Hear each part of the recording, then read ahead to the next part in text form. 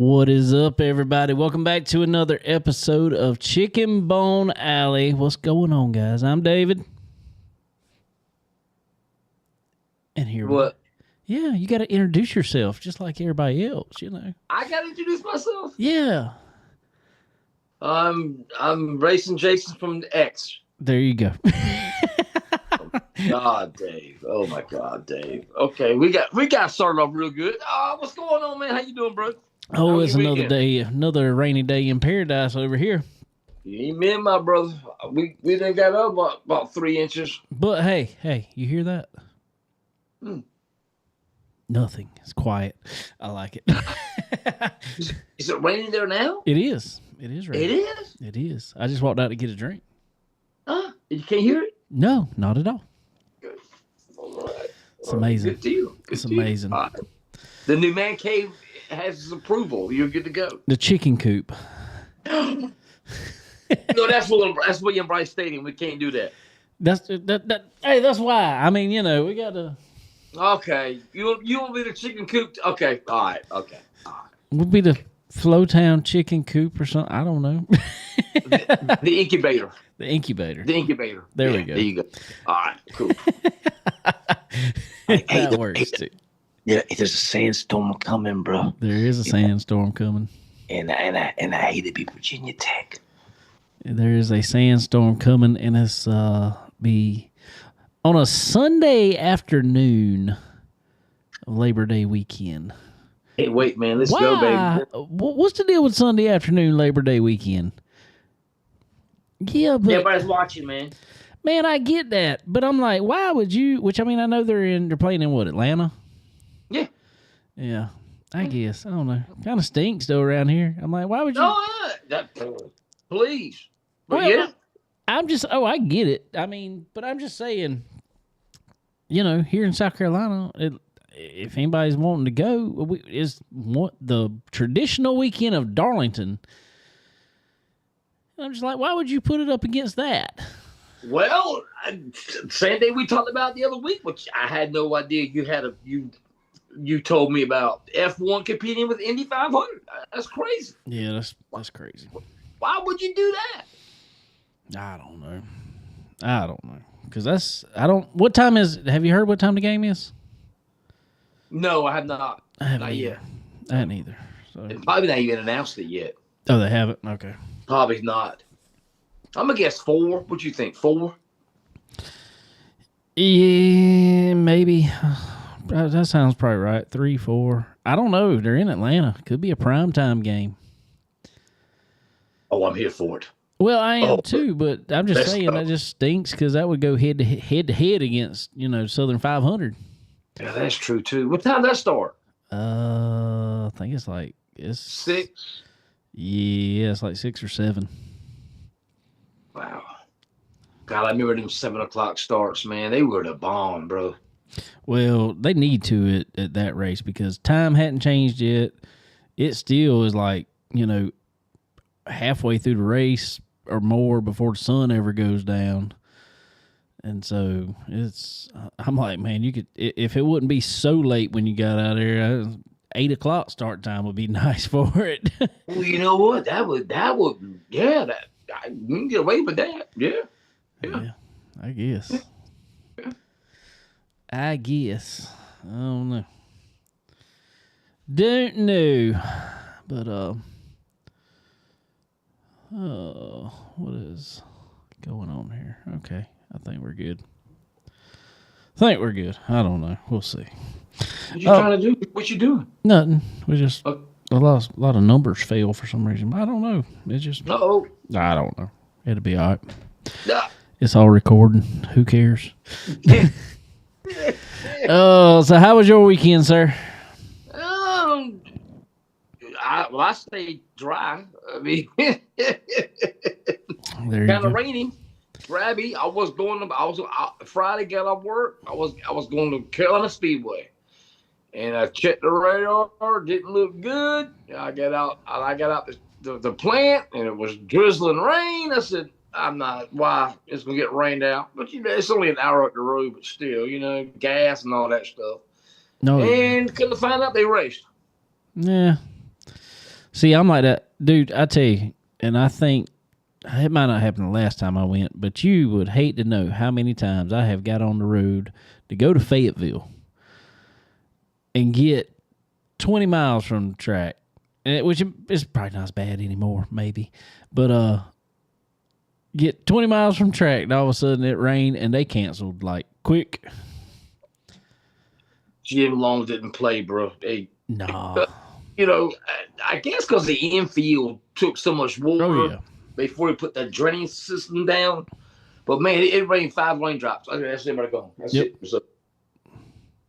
So yeah, I got some bad news about Fayetteville, bro. Looks like it's been sold. Is it being sold? Been sold. I saw it went off the website quick. Yeah, they oh boy, I got some bad news. Somebody sent me a picture of they done got it zoned. So you know what that means? Yep. House is coming up. I heard it was more industrial land, actually. Wow. I can see that more. I probably can see that more. They said that would, commercial property going to sell more for more than that. So, yep. Which I mean, they had like 400 and some odd acres, I think it said, in that whole thing. Which that included a drag strip and everything. Yeah. Yeah. That stinks real bad. And plus the biker house right on the property too. You got the Hills Angels. Yep, that's true. Hey, it got burnt down. If you knew that or not. Did it get burnt down? Yeah, it got burnt down about a year ago. I didn't know that. Yeah, burnt down. I'm gonna guess the Warlocks came through and probably burned it down. Molotov cocktail. Dude, I'm gonna tell you that was some serious stuff because right here in Florence there used to be a clubhouse for each one of them. There's still Warlocks clubhouse here. And they started many a bar fights here in Florence. Wow, bro. Do not want to go to any of them bars. I'm good. Thank you very much. It was pretty wild. Pretty wild there for a little while. I remember one time me and Dawn pulled into Fayetteville. And, God almighty, man. They must have been, this ain't no lie, bro, about 500 motorcycles. Because you know how it is when you pull in. They were all lined up, bro, and it must have been 1,000 people in that fenced area behind that fence. I said, "Oh my God, where they putting everybody at?" I know, unbelievable. Speaking of Fayetteville, and you just mentioned Jim Long. Everybody keep him in your prayers. Still, he is. He put something on Facebook the other day, and he is still living life to the fullest. They are traveling. He is going to track after track after track, but he's been battling cancer there last 3 years or so, probably 2 years, 3 years. And but he put something on Facebook saying the doctors, they were trying a few things, but nothing seemed to be really working. But he wasn't going to get down about it. He was going to go live life to the fullest, and whatever happens, happens. What he said, basically, paraphrasing.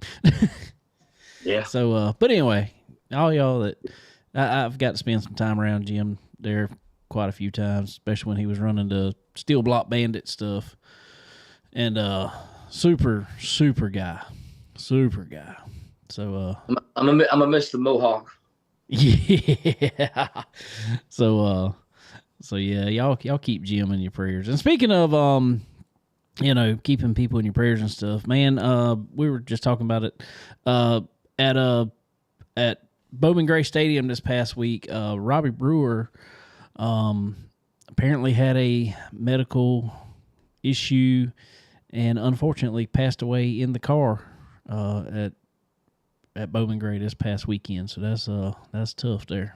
So pray for that family for sure, and that track and everybody that was there, because I don't know, it's a bad thing when you're there and they had to cut the top. They cut the top off the car because they obviously had no clue what was going on. So they just knew he hit the wall really, really, really hard. So he went. A lot of people thought throttle hung is what I was hearing from people before they announced that he had passed away or anything. And well, regardless, that apparently was not the case. Throttle didn't hang. They said he had a medical issue before going into the wall. So be praying for that family and the track and everybody there too. He's so young. He was so young. Yeah, I think he was 54. I think I saw 53. Yeah, I was rough there. Hate that. Hate that for sure. And I'm trying to think. I think that was all the I don't know. There's a bunch of craziness going on here lately. That's for sure. Yeah. How about Dustin Jarrett from Flow? Yes, that's another one. Has he ever said? I know they were testing him for Lyme disease, even and shingles. And did he ever say if they figured out anything? Nothing. It's supposed to go to a cardiologist, I think, today to find out some more stuff, run some more tests and stuff. But no, they still haven't diagnosed it. They don't know what it is. That's crazy. Ain't it though? That is crazy. Ain't that mind blowing? Which I say that my mom, I don't know, I guess it's been 3 weeks or so ago, maybe a month, maybe not. I don't know. It might not have been that long. She came down with something. Ran fever, I mean like high fever for like a week. And they basically just kept pushing medicine to, for the symptoms and never actually figured out exactly what it was. They said, think it was just something viral. And after about a week, it finally went away. Wow. What temperature did the fever get up to? I think she had at one point, I know it was like 101 at one point, maybe 102 I think it might have got up to, but I know it was 101 at one point. Wow. And it just went away, just disappeared. Yeah, basically.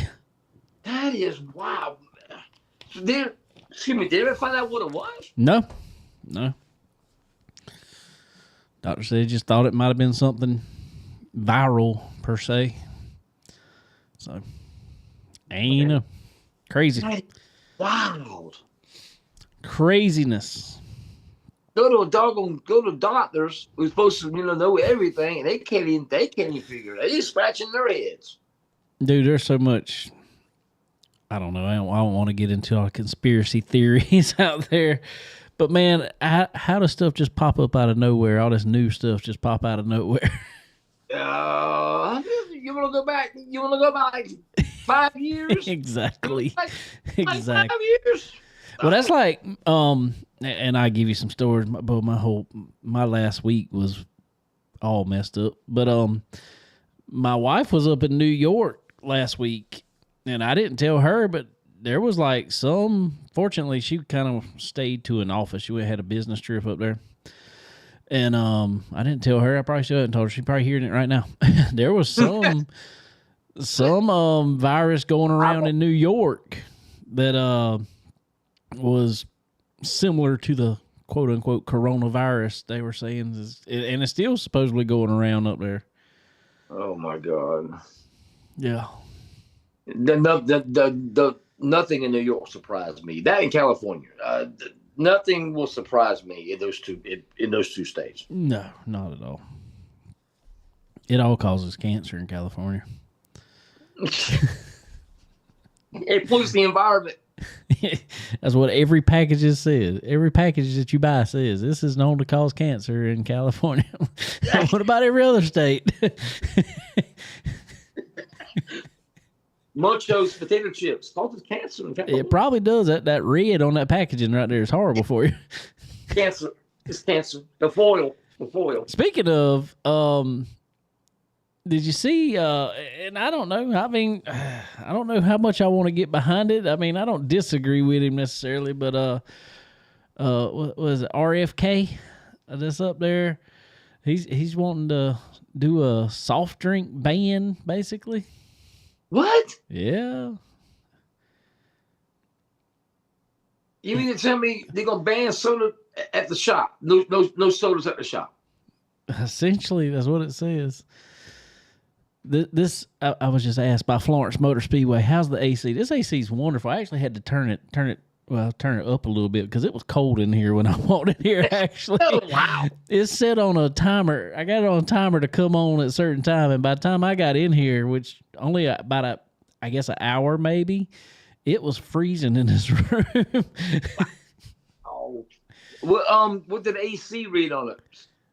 It was set. Well, see, the way this thing does, I guess just when it's AC, it pumps cold air. When it's on heat, it's hot air. But if you don't turn it on auto, it just pumps cold air. Even though I had it set on like 70, I think is what it was. But it was just pumping cold air. Wow. Okay. And so when I came in, I turned it on auto, and it just cut off for probably 20 minutes or more. Wow. Well, hey, you know it's insulated very well. That's exactly right. That's exactly right. Right. Well, I love it, man. I think it's awesome. Way to go, bro.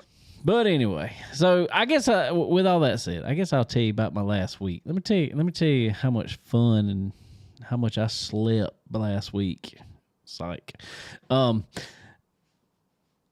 I said, my wife had to go on a business trip, and her flight left out of Florence here Tuesday morning at 5 a.m.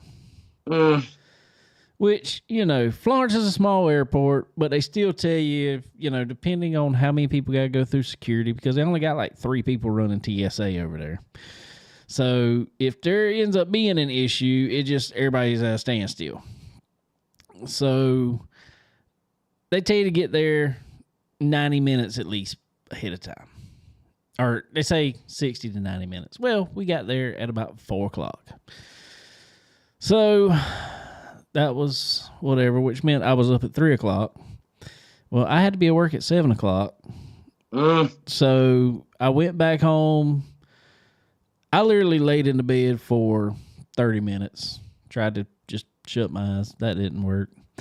Got up, went to work. Worked all day. Tuesday, that afternoon, let's see. I think I was back in bed by 8 o'clock that night, which was great. Then Wednesday, I was up, going to work. I have to be at work by 7, so I was there, I'm up at 6. Then I had to go work on some stuff at church. Well, I ended up working over there till almost 10 o'clock at night. So by the time I got home, it was 11 o'clock. By the time I got a shower and, all that fun stuff, it was midnight. Then, so got to bed, got up Thursday. Her flight was supposed to be in at 11:30 that night. Well, I sit around, I wait. I didn't really want to go to sleep, because I wouldn't wake back up or something. But end up sitting there. She gets to, because she was flying from New York to Charlotte to Florence. She gets to Charlotte. Everything has gone great. And then all of a sudden, they say, oh, they have to do maintenance on the plane. Yeah. Her flight ended up coming in at almost 1 o'clock in the morning. I don't mind. Wow. I tell you, airline. So got home close to, got in bed close to 2. Back up, went back to work on Friday. God. So you probably got maybe 12 hours of sleep last 3 days last week? Pretty much. It was rough. Ooh. Man, I tell you, airlines and flights and arrival and departure times, man. Please. They don't even know. No, they ain't got a clue. What time's the flight take off? Sometime. On dartboard. Oh, what's it say? 3 o'clock. There you go. They had the most random times. It's so funny because I'll sit there and look at it, and like a plane will be there. It's there for 3-4 hours.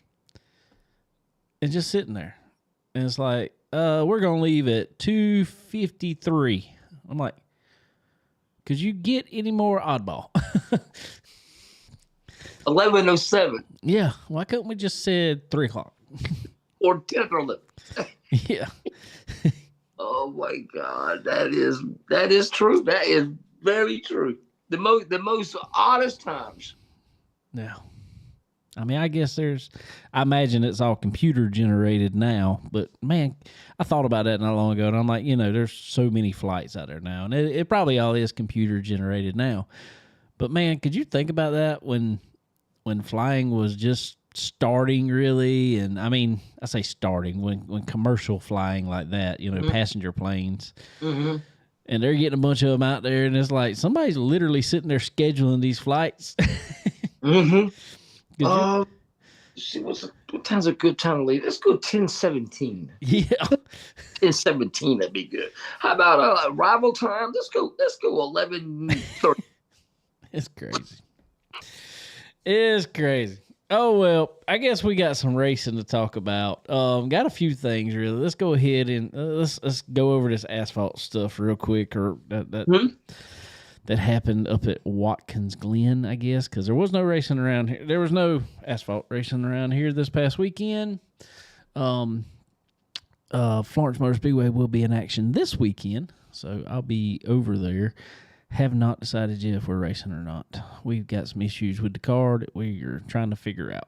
But again in the rear end again? Or no, I don't really know. I don't really know. I think it's. I don't know if it's set up. I don't know if the car's just if it's flexing out or something. I don't know. There's something just bad off on it. I mean, it's not motor related, is it? No, not motor related. Motor's good. That could be a good cheap fix. All right. Good. Well, I hope. I don't know. If anybody wants to donate a decent chassis to put up underneath it, I think would be that would be good. Anybody out there? Yeah. I got one I can borrow for a little while. You got one of the weeds behind your barn? Dude, I've asked people that. I'm like, hey, you got something sitting over there anywhere? I'd like to try it. Oh my God. But anyway, so how about ARCA? We'll start with ARCA. ARCA was on Friday afternoon. Brent Cruz looked like he was going to cruise on to a win, but it said voltage dropped on the car, and they had a yellow flag, and when he let off of it like that, it died. Our buddy Shane Huffman crew chiefed in his ARCA Series rookie debut 15-year-old Tristan McKee, who has also been a guest on here, to his first win in the ARCA Series. And I want to say, unless he's done it on some go-karts, it's his first road course race. Wow. Wasn't he in Cars Tour Hickory? Yeah, he was in the middle of all that. Yeah, in a big wreck. Yep. Matter of fact, he's the one that got hooked, ain't he? He's one might have done hooking. I don't know. There's a lot of people not happy with him in Cars Tour. Yeah, okay. That's what it was. Okay. Yeah. What had happened was exactly. So that was cool. Our buddy Butterbean, first lap of the race, gear broke in the car. I think they took it in and changed it, but I think he made it back up to. I can't remember where he was. He was way back there. So hated that for him because that was one of his. He hadn't run. I think that was one of his first road course races, and was qualified 7th. So was looking okay. After he had some laps under him, I think he would have been all right. So that was that. I'm trying to remember who. Oh, it was Heim time again. Corey Heim wins the Truck Series race there. No surprise at all. Xfinity race, in my opinion, was the best race of the weekend at Watkins Glen. Connor Zilic. Is he okay? Yeah, he's okay. He broke his collarbone. We'll get into that. He looked to be the class of the field, and he kept having some bad luck. Far as just is like it was going to cycle back around to him, and a yellow flag would fall or something like that, and he'd be 7th or something like that on a restart. Just nothing of their own doing. Is just, bad timing, unfortunately. But every time he was coming back to the front. Well, then I guess probably one of the bigger wrecks when he goes in one of the final turns, runs wide, goes to come back on the track. And in my opinion, they were racing side by side. SVG and him, who were teammates then at that race, and they will be teammates in the Cup Series next year. To me, it did not look. It just looked like Connor had to come back on the track. I mean, there was no other way around it. He was going to run into a wall or run through the grass and run into a wall if he didn't come back on the track. And SVG just looked like he kind of, took up all the room there on the track. And I guess Connor probably could have hit the brakes and slid in behind him. But I think he thought Shane was probably just going to give him some room, and maybe Shane thought he had him cleared. I don't know. To me, it didn't look, I don't think there was nothing malicious in it, but they come together for sure. And SVG had a heck of a hit in the wall or the safer barrier. Anyway, Connor Zilisch goes on to win the race, goes to victory lane, goes to climb up on the car, and he said between the winning net down and, everybody threw water and Gatorade and all that good stuff, he goes to step up on the car, foot slips, and he literally landed on his head and shoulder. I mean, it was bad. I'm going to tell you, looking at the video, I thought his leg got hung up in the seat and was going to mess his leg up or knee or ankle or something too. And that's what he said he thought. He said he felt the seat as he was going down. He said he thought he was going to break his leg. So anyway, he wakes up. It knocked him out cold. Wakes up in the ambulance, wanted to get back out, but they would not let him. Uh-oh. And they said, no, we're going to the hospital to check you out. You were knocked out. So I get that, But anyway, it looked bad. It looked like something bad was going to really happen. So I hate that he broke his collarbone, but in hindsight of what all could have happened, I'm glad all he did was break his collarbone. Yeah, he could have bashed his melon. Big time. And so I'm glad he's going to be all right. They have not said they don't have a race this coming weekend. They have not said if he'll be out the car, or if so, how long he'll be out the car. I've broke my collarbone before. I still raced that night. Really? Yeah. Race go-karts. I broke it in a go-kart, and I still raced that night. Now I raced with one hand, but I raced and finished third. Wow, look at you. That was years ago. I was young. I could deal with stuff like that. You remember Davey Allison had a bad wreck at Pocono the next week. They were at Watkins Glen, and they taped his hand to the steering wheel. Yep. That was a different time. That was crazy. Yeah. You think they do that? You think they would do that nowadays? Oh heck no. No. I remember Ricky Rudd having to tape his eyes open. Yeah, Daytona. Yep. Daytona. Yeah. Of all tracks. Yeah. Running 200 plus mile an hour then, and having to tape the man's eyes open because they were swole shut. Yep. Yeah. You think they would do that nowadays, Dave? Oh no. They wouldn't even have gone to the track. Much less got in a race car. Exactly. Who was it? Was it Earnhardt that broke his sternum, I think it was, and still raced, I think it was? Yeah. Sternum. God, I'm trying to think what race that was. He wrecked at Pocono too, didn't he? Pocono. I think that's what it was. Pocono. Yeah. Broke his sternum. Yep. The tunnel turn. I think it was a tunnel turn. Yep. That was. And still raced with that. Actually, I think he was in the hospital a little while for that. They had to put somebody else in the car the following week But then it wouldn't be like a week or two later he come back. Was it Neil? Was it Mike Skinner? It was for Skinner. It might have been Neil. Might have been Neil. I can't remember. That was a while back. Somebody will correct us here in a little while if we're wrong. I check this. I please. I love that. I want to say it was Neil.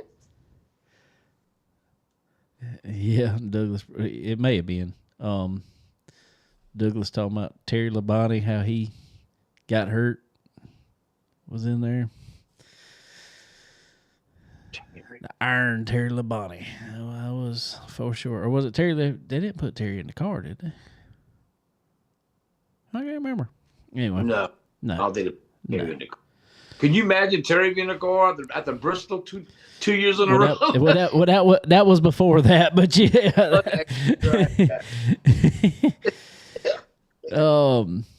So anyway, after I guess they had that cup race there on Sunday, and I am gonna get up on a soapbox about it. You've talked enough about it. I've talked enough about it. That was the absolute worst race of the year. Worst race of the year. It was the most boring race. It is bad when they cannot pass on a road course. Go ahead. Dave, you'd be proud of me. I did watch most of that race, and like you said, it was so boring. I turned to the IndyCar race at Portland. Probably wasn't much better, was it? I'm sorry? I said, was it any better? A little bit. Really, they had a little bit of suspense to it. It really did. Nice. But, that Watkins Glen reminded me yesterday of a Formula One race. There was no passing. No. Yeah. Whatsoever. Well, even SVG, and I'm not saying he couldn't have, but when he was behind Ryan Blaney, he was talking about how bad the car was behind him. Could not drive. I got a question for you, too. I thought about this yesterday, just for you. What's that? Is SVG the best road course driver ever in NASCAR history? And I heard this discussion one time, too. Really? Okay. Today already. I've already heard this discussion one time. It's hard to argue against it, but, all right. SVG has won 4 road course races in a row. I think 7 overall, right? 7 overall? I think some of those are in Xfinity, but maybe so. I think only one more is in Cup. But he has won 4 in a row in Cup. Well, I think it was, I'm trying to remember how many years ago it was. I don't know. Probably had to be around, I can't remember when it was. I can't remember right now. Chase Elliott did the same thing one year. He won 4 Cup races in a row in 1 year. Swept I think it actually was all the road courses in 1 year. Oval, Sonoma, Glen. And was that one of the years they had the Daytona road course? Bell, okay. How long did Bell won one? Yeah, he did win one. I can't remember, but he won. Now, it may have been, no, because they were talking about he won 4 in 1 year. Oh, Road America. There you go. Yep. Yep. So Chase Elliott did the same thing. Also, Jeff Gordon technically won 5 in a row, but it spanned over 2 years.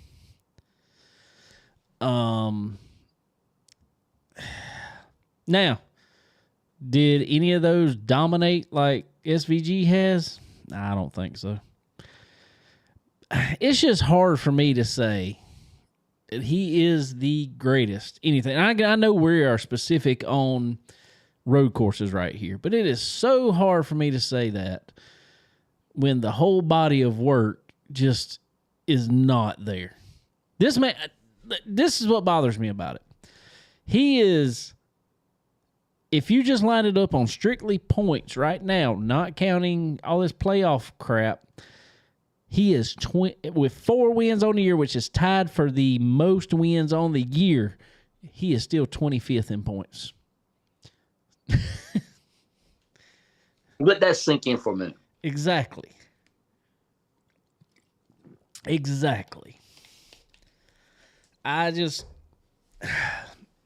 get he's a great road course, and I like him. I like the dude. I think he has probably, on the road courses, obviously, he's got way more car control than everybody else. He can save tires way better than everybody else, but he can still go faster than everybody else. I get that. But it just takes something from it for me that next week when they go to, was it Richmond next week, I think it is, he's probably going to run 30th or worse. Three laps down. Yeah, easy, especially on a short track.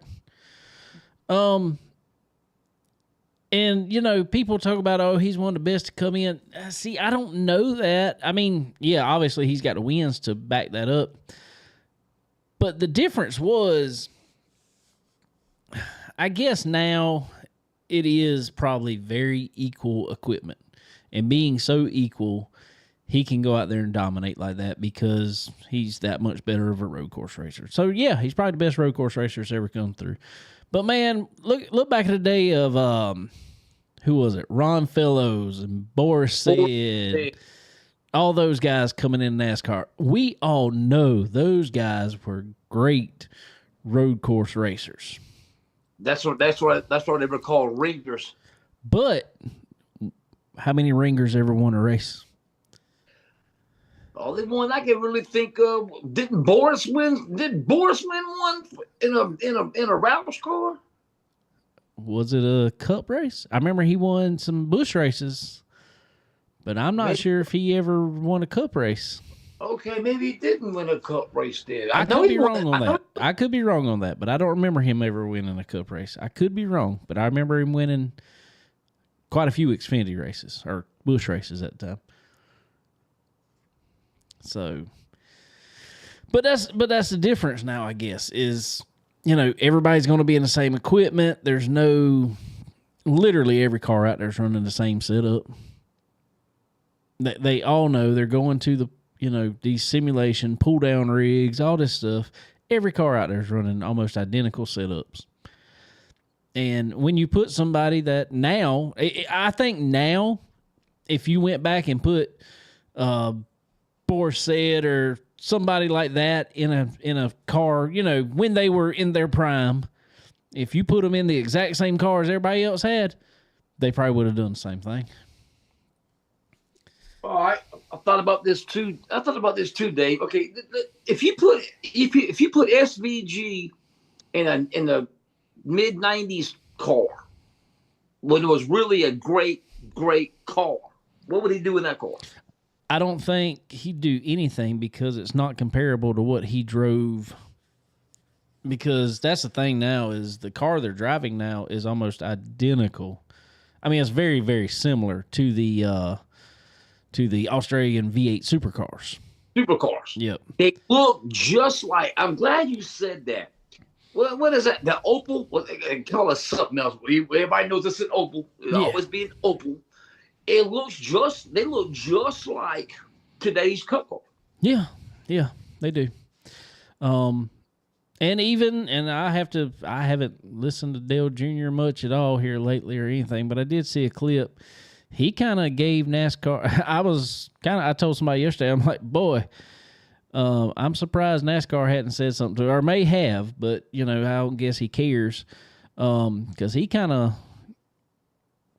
reamed him a new one last week about the car, just because how horrible it is. What did he say? That I may have watched it. What? Well, it started on he said he hated the car. He said they're more of an IMSA car than they are anything now. They're not a cup car. He said the exact same thing that I said. Actually, it was really funny. He said, what car do you see riding down the road with a single lug nut? Not a single one of them. So why are we running a single lug nut because to me that takes something out of pit stops anyway. But It does. I'm gonna tell you, watching the guys on the Xfinity stuff hitting 5 lug nuts still, it is more fun to watch a pit stop with 5 lug nuts than it is, and not worrying about timing the fuel and because they're getting tires done before fuel's even done, which is ridiculous. Yeah, and so I mean, but he kind of went on and on about that. No horsepower, too big a tire. It's like a oh man, that is absolutely fantastic. Oh yes, and see, and Dave, seeing all those lug nuts on the ground too, falling as you. Oh man, I love it. Well, it was awesome because they never reused them lug nuts. Now, them lug nuts were way too expensive from what I heard. Really? I didn't know that. Yeah, and well, the new lug nut is super expensive, but they reuse those. But the old lug nuts were apparently way too expensive. They just got them in boxes at a time, just filled up with 200 lug nuts or something like that. But what was cool about it was you be in the pits. And, you didn't get many parts. You don't just get many parts off a car by no means. But if you happen to be in the pits, some crew guy over there throw you a lug nut every once in a while. Just something. Yeah. So that was cool. But, I mean, that's neither here nor there, really. But I don't know. It's not the same. I don't like it. It takes the aspect of racing out of it. Ain't racing part of the pit stops, Dave? Exactly. It's too easy. But man, I'm gonna tell you, and I know you are our dirt guy and all this stuff, but correct me if I'm wrong. If the racing were more intriguing in NASCAR or in any asphalt for that matter, but if it were more intriguing to watch in NASCAR, honestly, would you be more apt to watch it? Yes. And that's my thing, is NASCAR is like beating this dead horse with this car over and over, and it's horrible. And I'm like, y'all, do you not care that you're losing fans, or do you not think you're actually losing fans when you are? Didn't somebody on this side of the aisle say something about that a couple weeks ago? Yeah, for sure. I got a question. What would you take, today's car or the COT? Because that car was trash too, bro. Dude, I'm gonna tell you, at this point, I think there was better racing with the COT than there is with this thing. It was trash. I'll give you that. It was teetotal trash. But my thing is about the COT is they were willing to change it when they realized the big wing didn't work.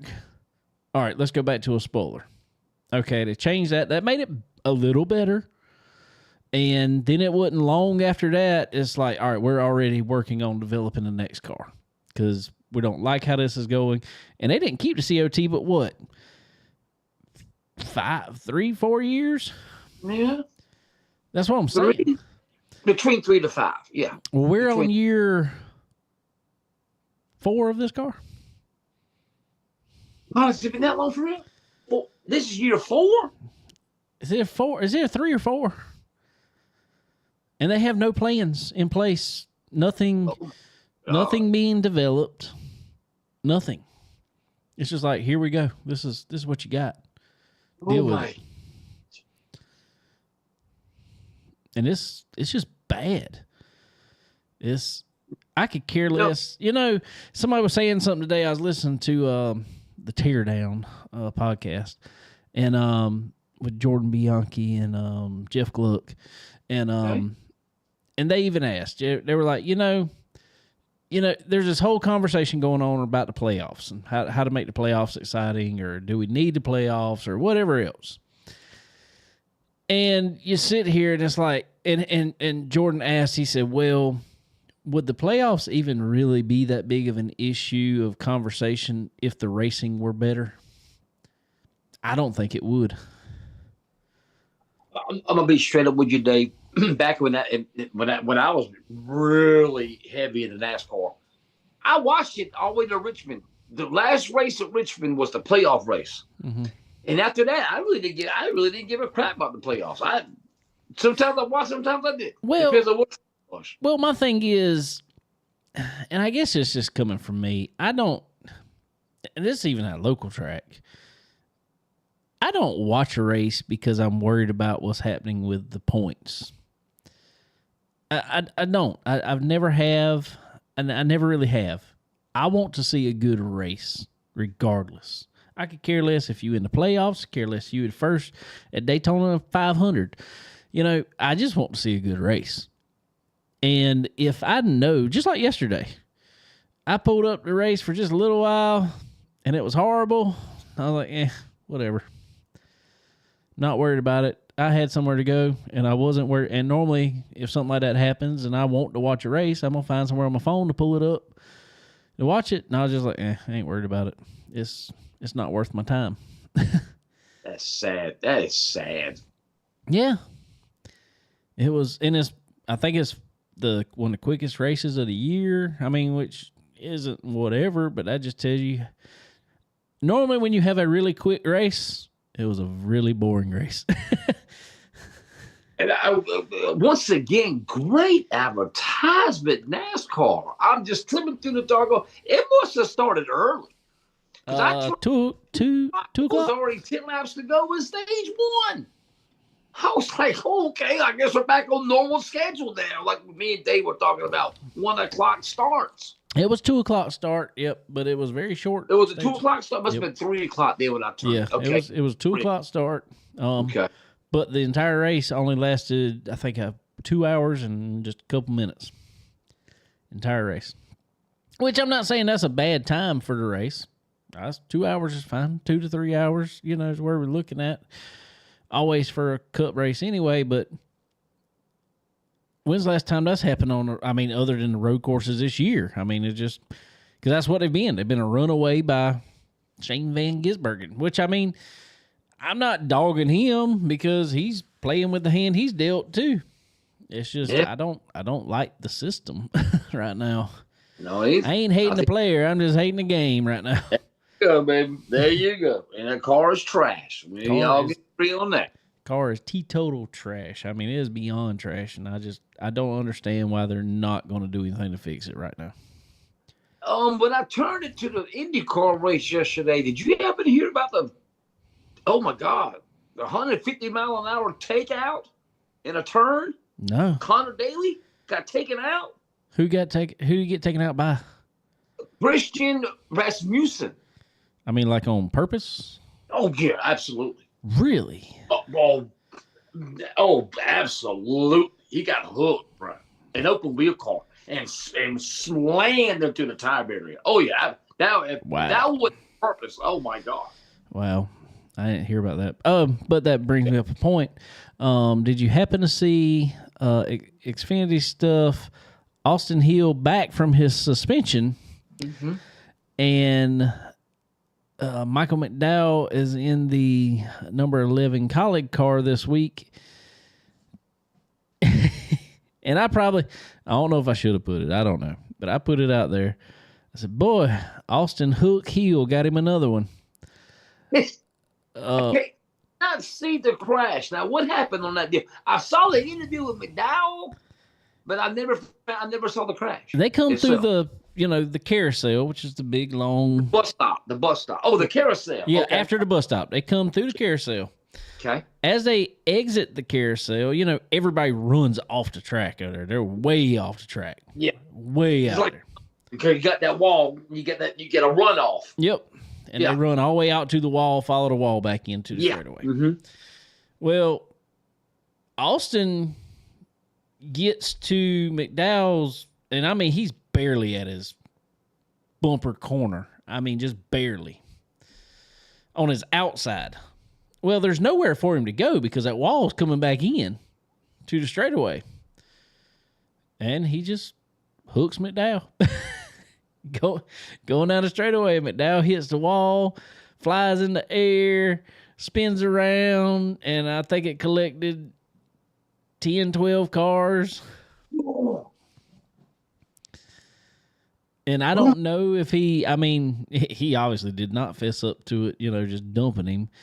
I don't know that he meant to. I don't know, but I don't know what he was trying to do. If he wasn't just trying to dump him, it was, I don't know, man. It's just like, dude, come on. I mean, you literally just got off suspension from hooking somebody down, in a very bad spot. Well, you hook somebody again in a very bad spot at a racetrack. And I don't know. I mean, it's just like, I could have understood it if, the line he was running, there would have been somewhere to go. No, he should have. There was nowhere for him to go. I mean, he should have backed off just a little bit and fell in behind him. But nah, he just come across and turned him. Oh, wow. I was just thinking, wasn't that the same spot on the track where Marcus Ambrose had his bad wreck? That was Marcus Ambrose. That was also where Michael McDowell had his other bad wreck, where it took off about the whole back of the car. How long ago was that? I don't know. May have been 8, 9, maybe even 10 years ago now. Wow. Okay. I think go back and look and see. Yeah. Okay. It was a while, but that's the one where he was coming backwards and hit the curbing, and it shot him up in the air, and he landed on top of the fence. It took the whole back of the car off of it. Yeah. I do remember that now. Yeah. In the Love's car. Yeah. Yep. I think so. Yeah. So I don't know. Tanner Askin said Chase Elliott had a bad strategy. Apparently, Chase Elliott has been irrelevant on these road courses as of late for whatever reason. Douglas said Ty Gibbs running over everybody. He was mad. I heard on the radio he was trying to set up the car from inside the car, and his crew chief finally told him, said, "You gonna drive or you gonna set this car up?" I don't think you can do both. Oh no, not a Kurt Busch, Roger Penske moment. Oh Lord. It was, but I'm like, ooh. Oh. How do you? Which I think Joe Gibbs will handle it a little better. But man, you telling the owner's grandson that. And obviously, I mean, especially them young guys, they all need to be reeled in at some point. I mean, oh wow, yeah. Oh, I agree with that. Yeah, they do. The reality check. They need a reality check. Yeah, big time. And I think he got one because he's normally really good at road courses, but he had a tough day. So I don't know. I'm tired of this car. That's for one. That's for sure. Yeah. Tired of it. But anyway, so before we go any farther, we got a ton of dirt stuff to talk about, I guess. Let's go get a word from our sponsors. Are you ready to unleash the true potential of your ride? Tired of feeling held back? It's time to experience the Pro Fabrication difference. At Pro Fabrication, we don't just build headers and exhaust. We engineer performance. Crafted with precision from high-grade materials, our systems are designed for one thing: maximum power. Feel the instant increase in horsepower and torque. Hear the deep, aggressive rumble that turns heads. Our expertly designed headers optimize exhaust flow, while our performance exhaust systems deliver that signature sound that you crave. But it's not just about power and sound. Pro Fabrication means durability you can trust. Built to withstand the toughest conditions, our headers and exhaust are an investment in long-lasting performance. Whether you're hitting the track, conquering the trails, or just cruising the streets, Pro Fabrication gives you the edge. Experience smoother acceleration, improved field efficiency, and that unmistakable feeling of pure driving exhilaration. Don't settle for less. Upgrade to Pro Fabrication headers and exhaust today. Pro Fabrication headers and exhaust. Quality that wins. Chicken Bone Alley is brought to you by SRI Performance. They are your one-stop shop for all things racing. Do you need performance parts? Look no further. They offer a wide range of high-performance parts for various types of racing, including stock car racing, dirt racing, and more. SRI Performance also has the most knowledgeable employees in the industry. If you're looking for that hard-to-find part, they've got it. And if you're wondering how to make it work on your car, they know it. Check them out online at www.sriperformance.com. And when you do, don't forget to use the promo code CBONE10. That's C as in chicken, BONE10, and get 10% off at checkout. Tired of leaving performance on the table? Ready to dominate the track? For decades, Earl Ramey Racing Engines has been the secret weapon of champions. We don't just build engines. We craft precision, engineered powerhouses designed for one thing: victory. From meticulous machining to expert assembly, every Earl Ramey engine is built with uncompromising quality and a passion for speed. We understand the demands of racing, and we deliver the reliability and raw power you need to cross the finish line first. Whether you're tearing up the asphalt or conquering the dirt, Earl Ramey Racing Engines provides the competitive edge you've been searching for.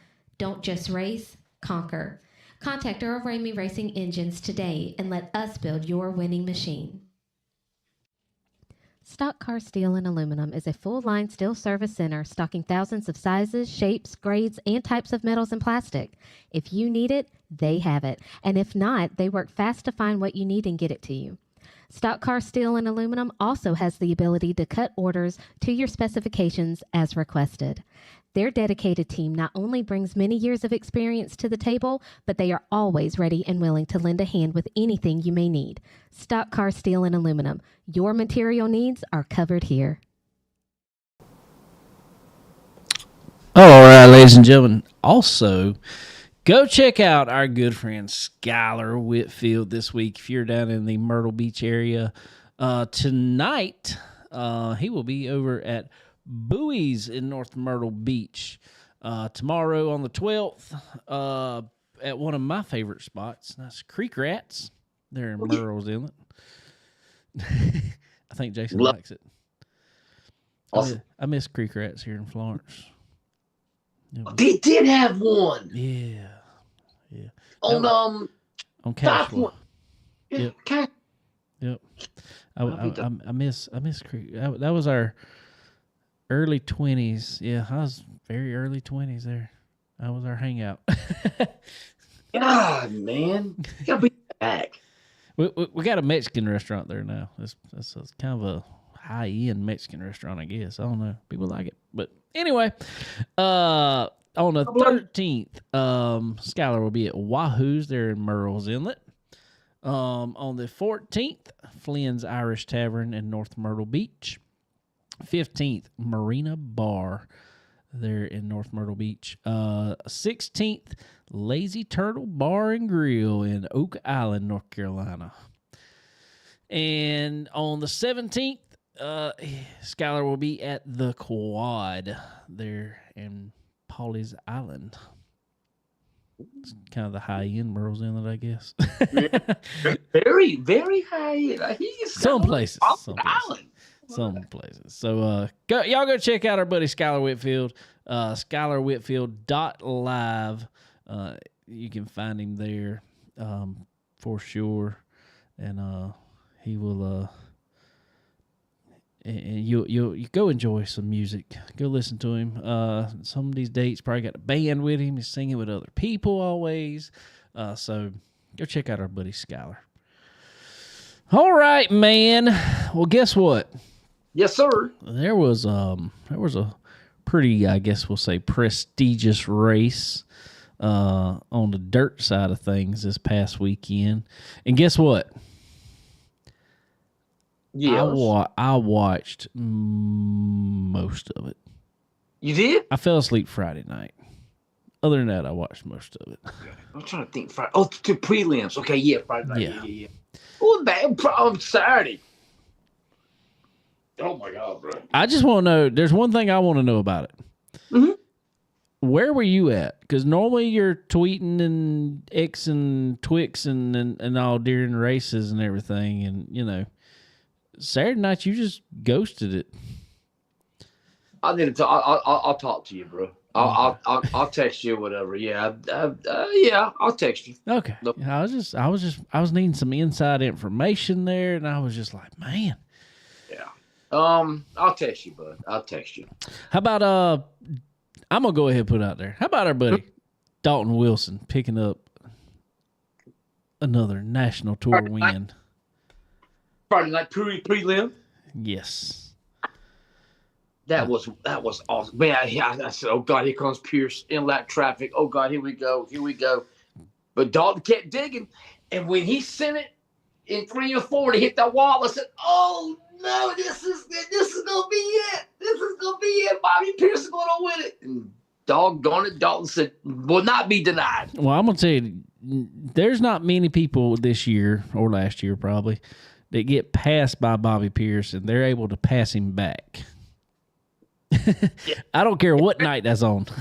Especially when a slider is thrown to Pierce. Who does that? Well, we're going to get to that because there's a few of them to talk about. Well, how about on Friday night, JD? JD had me laughing so hard, bro. Hey, let's all boo Bobby Pierce.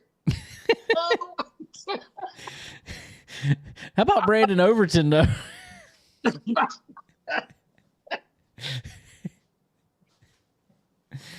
That boy is stupid. Oh, God, that was one of the interviews of the year. Oh, God, I'm about died. You know how to post that, right? You know how to post that. Oh, my God, that was awesome. Woo, that made me laugh so hard, bro. Oh, I love JD, by the way. JD, that's the kind of that's JD right there. He is. I promise you, he's the same personality everywhere. I don't care if you're in the pits. I don't care if you're sitting in victory lane. You're gonna get whatever Jonathan Davenport has on his mind. That's what you're gonna get. Yeah. He somewhat reminds me, and this is in an odd way, in a very different way. He reminds me somewhat of Scott Bloomquist in that way. It's just like whatever he's thinking, that's what you're going to hear. Well, okay, I do you one better. JD reminds me of Steve Spurrier. Because Spurrier would insult you without insulting you. I'm going to tell you. We playing Georgia. Oh, well, I like to play in the beginning of the year because all the good players are suspended. I mean, that is the kind of stuff you kind of get from JD, man. It is for sure. It definitely is. God. Oh God. I loved it. Who else won prelims there? Let's see. Thursday was Dalton won one. Who else won one on Thursday? Was it JD? JD? Yep. Yeah, JD won Thursday. That's right. He was on a rail. I thought after Thursday night that he was going to be the one to beat all weekend. Mm-hmm. Friday night, man, how about Marlar, man? He had that wrapped up. That was bad. Who's had a worse luck this year, Marlar or Shirley? They're running a real close race, and it's a bad race. They got luck. They got luck. Doggone bad luck, ain't it? It is, and I hate it for both of them because I'm gonna tell you that's probably, like we've talked about, probably two of the nicest people that are at the racetrack. Marlar, oh my God, Marlar is absolutely fantastic. Did I ever tell you that story with Marlar? Ever tell you that story? I don't think so. I'll tell you. You tell you now. I'll tell you later. No, you can say it now if you want to. This was Lucas Oil Race at Fayetteville, and I'm a Miss Fayetteville for this aspect right here, Dave, at Fayetteville. You got that one driveway, mm-hmm. one way in and out the pits. Mm-hmm. You got that fence line, boy, that shade, oh, ain't nothing like it. And we were grilling out. We get there, of course, we get there early. All the haulers are lined up. It was me, Don, Kelly Lloyd were standing there. And this guy gets out of the hauler. He's coming. Matter of fact, we have burgers and dogs on the grill cooking. This guy gets out of the hauler. Lloyd said, "Hey, man, who is that?" I said, "Oh, my God, that's Mike Marlar." And he kept getting closer and closer and closer. And he came right up to us. And just like that, we talked for about 2 seconds. Just like that, Don said, "Hey, congratulations on your win last week, World of Outlaws at Cherokee." Marlar went, "Oh, yeah, I did win that, didn't I? Oh man, that was great. That was absolutely great. He didn't want the burger, but we gave him a bra. That was cool. Yeah, he's So a nice he came guy. out there and talked to us. Switch the chassis again. You think that does there come a point? I'm just asking because he's probably the king at switching chassis. One is close anyway. But do you think there comes a point that it kind of is hindering you switching up like that? He figured out. Okay, let's say he's still got the car that he so-called built. Right. He's got an Infiniti, and he's got the Longhorn. Brought a Longhorn out this weekend. I don't know. Let me ask you this: how do you know what chassis to run where? And I think maybe that's the thing because I'm gonna tell you we had big cars or something else, but I will say when we race go-karts, we had certain chassis that worked better on certain tracks, and then this other one would work better on this type track, and that's what we did a lot with them. And sometimes it was just different years of chassis, same chassis but a different year. But I don't know. How often would you switch, Dave? You don't want to know. Oh no! I'm serious. Yeah, tell me, please tell me. How often would you change? We had 3 different go-karts at the track, and I'd run 3 different ones a night. I had certain ones that ran good in a certain weight class. I had other ones that ran good in another weight class. So I switched 3 times a night. They different weight class though. They'll try. My point is this, Dave. When you switching chassis, Marler, Madden, or other guys switching chassis. When you switch chassis that often, how are you building a notebook up? That's my thoughts too. How do you go back to your notes and say, okay, we ran this shock and spring combination with the Longhorn? How do you do that? I mean, there's a lot of computer programs that sit there and help you keep it all straight. But but my thing is too, and that's my thought, is like, man, it's like you're never really, and yes, there's so much data to go off of with these guys now because, between him and Bruning, there's obviously data being shared between them two. But, and there's probably other people out there that they're sharing with. What could they share this weekend, knowing that doggone Bruning's an Infiniti and he's in a Longhorn? Are they that similar? You think an Infiniti and Longhorn is that similar? Let me tell you something, and this is just me thinking, and I could be 100% wrong. Don't get me wrong. There are nuances about every chassis that are different and whatever else, but I think they're so close, every one of them, and I think every one of them really only, and they do. There's 4 things touching that track, and that is 4 tires. And if you get the right shocks, springs, and tires under any chassis, I believe they'll work. Now, I mean, that's granted. Obviously, nobody has an old piece of junk out there that's all flexed out and whatever else. But that's just like, man, that's the DRT chassis. I mean, it's probably great.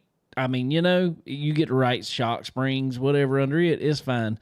What's Austin Kirkpatrick's new car called? I guess the AK. Yeah, whatever it is. Yeah, the AK-47. Well, yeah. Yeah. From what I hear, that car is actually awesome. They're just trying new stuff on it to see what's going to stick and what's going to work. I know he took it out to a small race somewhere, and they said Austin just dominated in it.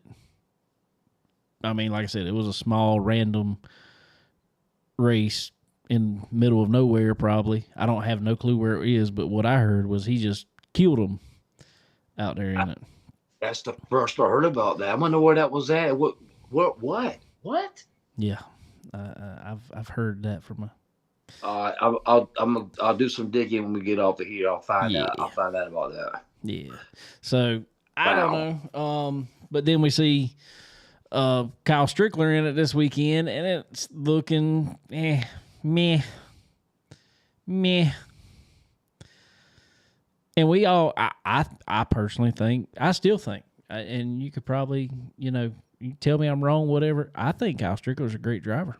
Oh, Josh, great drive. I think he is. But that's why I'm saying I think those cars are so close now. Those cars are so close that being off this much puts you from hero to zero now. Yeah. And it's so little stuff. I mean, you looking 25-pound spring here, or a bump stop packer here, a 3/1000th of, or whatever it is, 3/300ths of an inch packer here, it's so close and so little stuff that it's hard to say anymore. And that's why I don't understand the switching of the chassis back and forth, really, because I'm like, man, now don't get me wrong. That's just like, who was it?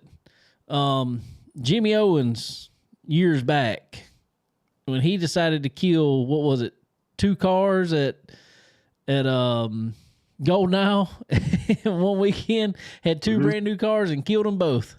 Mm-hmm. Remember his interview? He said, "I'm tired of being a crash test dummy." Remember that? Yep. And Test dummy. that was I think he had just got Longhorns then, because he was on in Rockets. Yep. And then turned around, went back to Rocket after that weekend. Yep. Sure did. And obviously now what was he in? Is he still in a Rocket? Well, no, he's got off. He's like Marley. He's got the one he built. Yeah. He's got a Rocket, and he's got a Longhorn from the Colas, Right. plus the Viper Motorsports car, the Big Frog car. That's right. So I mean, he's been. Yeah. And Matt said he's been working out in the rain. That's the best place to work right now, man. It was muggy today. Who said that? My buddy Matt Grantham. Oh, wow! Working in the rain. Wow. Yeah. So, but anyway, how about we'll have to throw a shout out where shout outs are due, I guess. Who else real quick on Friday night? Who was it? Bobby Pierce won the other prelim? Moran. That's right, Moran. Yeah, Moran. I'm sorry. I'm wrong. Oh, dang. We can't get off subject for a second. Oh, no, talk about chassis. What do you think about Corey Hitchcock? Yeah, saw that today. Got him a brand new Longhorn. And I mean, he threw out all the names that you wanted to hear with it. I'm talking about the big ones. Exactly. I'm talking about, yeah, you're right. The ones that he threw out Longhorn. When I think of Longhorn Day, there's 2 names I think of. He threw them both out there. Yeah, exactly. So, okay, I'll be honest with you. I put eyeballs up. Okay, I heard Friday he was switching chassis. Now, I do not know what happened to BMF.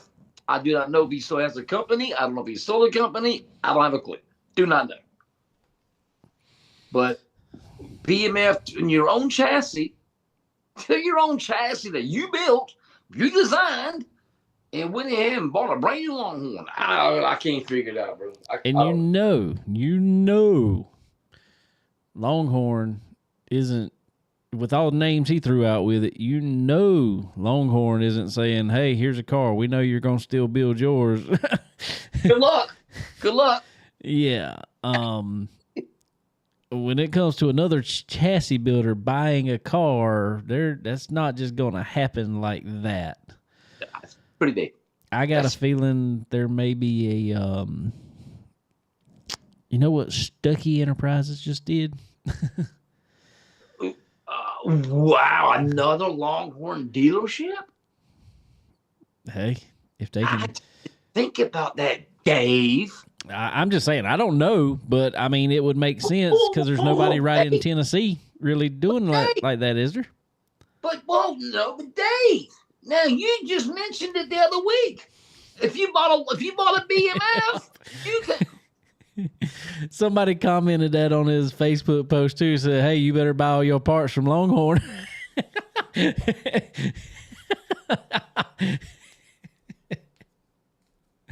It didn't respond back. He did not respond to that. Not that I saw.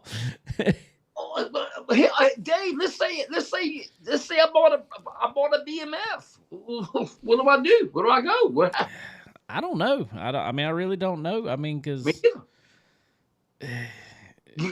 there's not too many super guys running BMF, but there's a lot of crate guys running BMF. A lot of crate guys, but there was another one. There was one more that was in the field this past weekend, I want to say, and I can't remember who it was, but there was somebody that was running a BMF. Oh, I'll tell you who it was. It was one of the Kentucky guys. I'll tell you who it was. Was it Hatcher? No.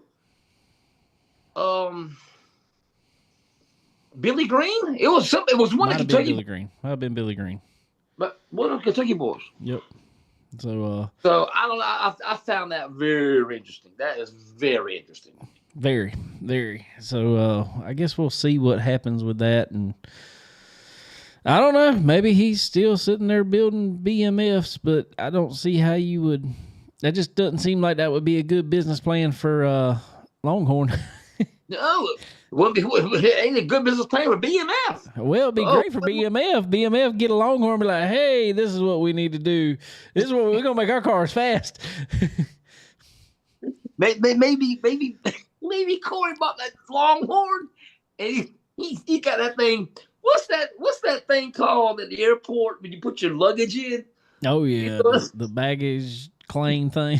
Yeah, the like they can see the inside of it. Oh yeah, the X-ray. What is it? Just an X-ray machine, I guess.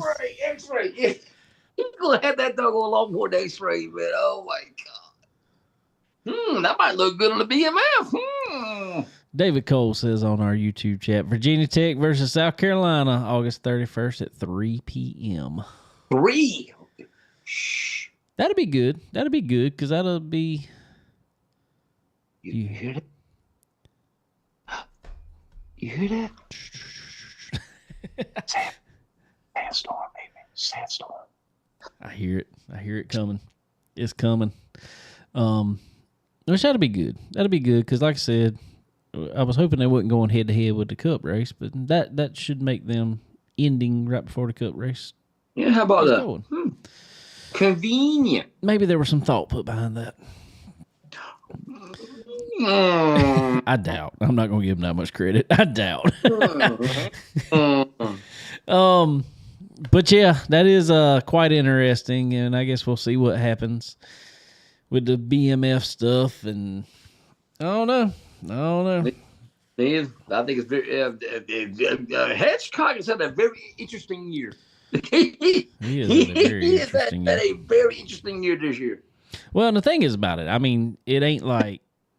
And that's the thing, is we sit here and look at it. You know, we were talking about it a few weeks ago, you know, Corey coming up and saying you can't buy parts for BMF anywhere else or you don't get no more support. I promise you this plan was already in the works when even that came about.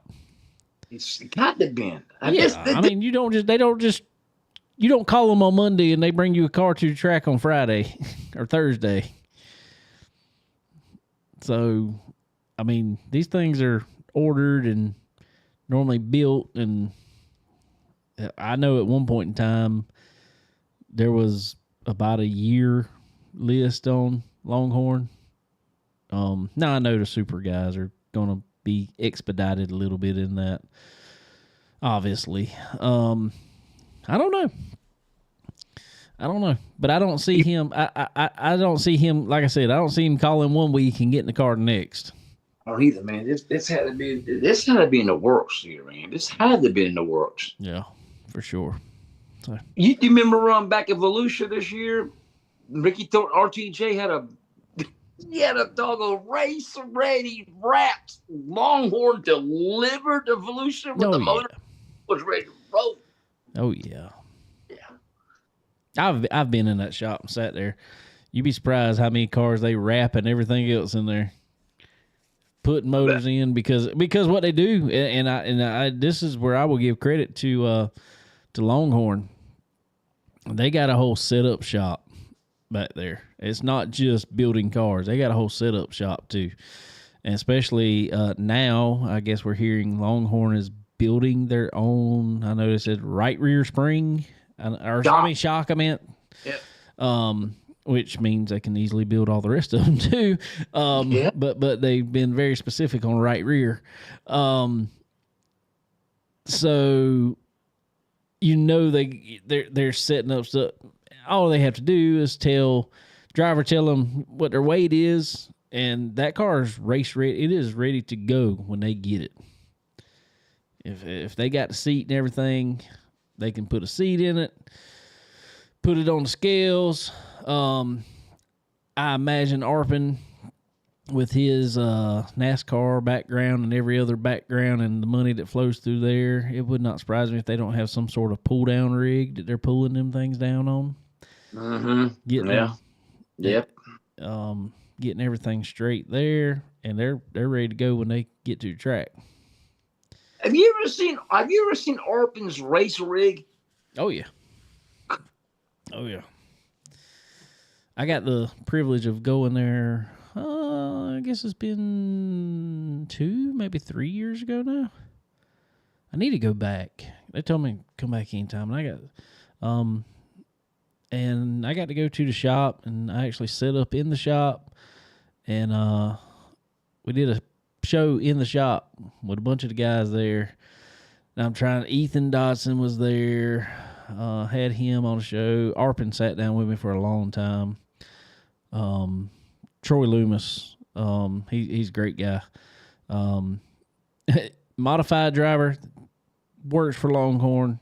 Arpin put him in there specifically because he knew how good he was. Does not drive a Longhorn. What? Does not drive a Longhorn. Lethal? I cannot remember. I can't remember who he's driving. I have to look it up. Elite? I can't. He's from up north. And came down from there. And I want to say it was one of the guys up there that's building chassis that he was running.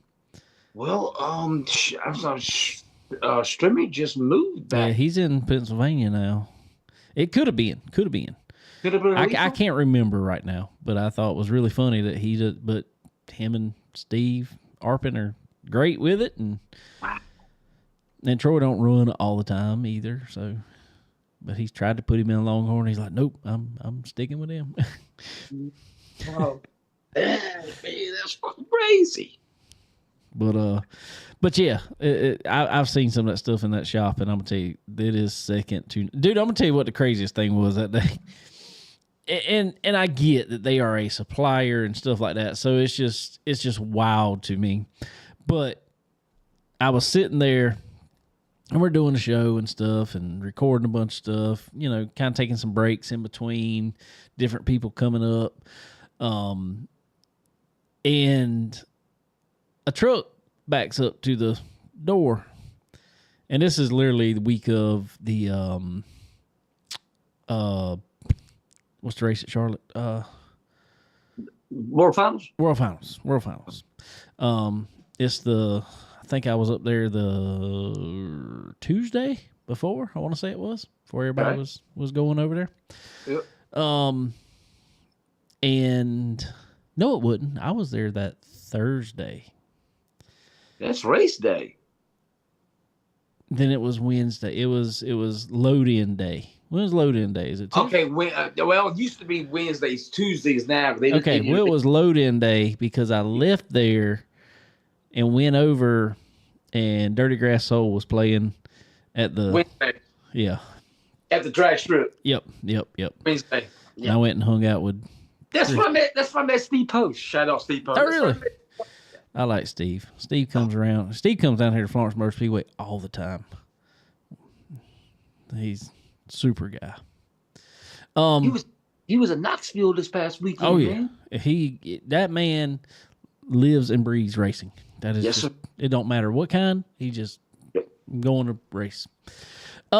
But yeah, what I was getting at that was I've just been in that shop, man, and just to see the things that are in there. And they even told me, "Hey, just who backed up to the door? I want to about the truck." Oh yeah. I'm sorry. Backed up to the door. Yeah. And I'm sitting over here with a race car now. Yeah. And I'm like, man, I'd like to put a new rear end in that thing. Just, to say I got a new one, have a new one. And I'm sitting there looking at it, I'm like, man, that thing's expensive. Gonna cost me a few $1,000s. And a truck backs up to the door, and there's more rear ends in it than I could count. Just quick changes. And they are piling them in the floor, just trying to stack them somewhere. Oh my God. And I mean, I'm just like, golly. Mouth watering. Yeah. I mean, just all the stuff in there was just crazy. I mean, but there was cars everywhere. That was back when Davenport was the quote unquote house car. There was like three of his cars sitting there in different stages. They're over there working on them because just in case something happened, they need another one. They would leave that one at the shop, and that way they could run grab it if they needed it. They were dropping the motor in it, and at the end of the day, all of a sudden, fireworks all of a sudden appeared. We're shooting fireworks at everybody in the shop. It was so funny. Oh my God. I said, every car probably goes out here with firework burns on it. That's just what they did. That was their stress relief, I guess. Somebody be working on a car. All of a sudden, you see a firework fly under it. That'd be like Time Bandit, Deadliest Catch. Remember that? Yes. That's exactly how it was. Oh my God. Oh my God. I said, these dudes don't just work hard; they play hard. Man, I would just love to hang out at Longhorn just a day, just hang out, just see who all. We'll have to go up there one time and do some stuff. Let's do it. I'll wait till you get a little bit of vacation time on this new job you got here. That's what I'm talking about, right there, baby. If like this right here, I'll be like, if I ever get the rocket, I thought about this too. If I ever get the rocket chassis, Mark will say, "Hey, what's your cell phone?"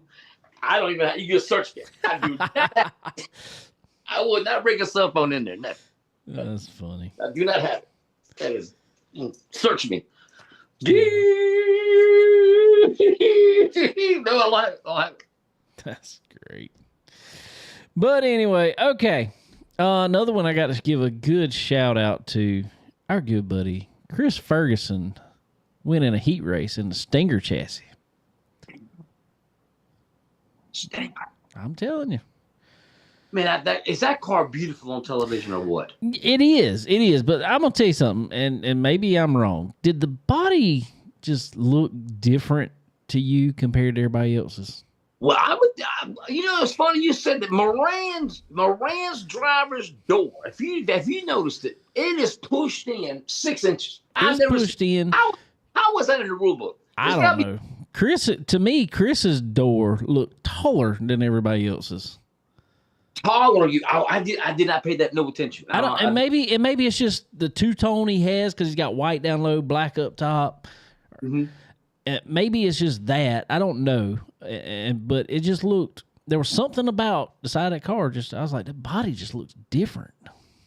I'll have to go back. I'll have to go back and look at the race there just to see. I'm curious about that myself. Yeah. But Moran's door, there's got to be a rule against this, man. That's crazy. There's not a rule against anything on these bodies and these supers anymore.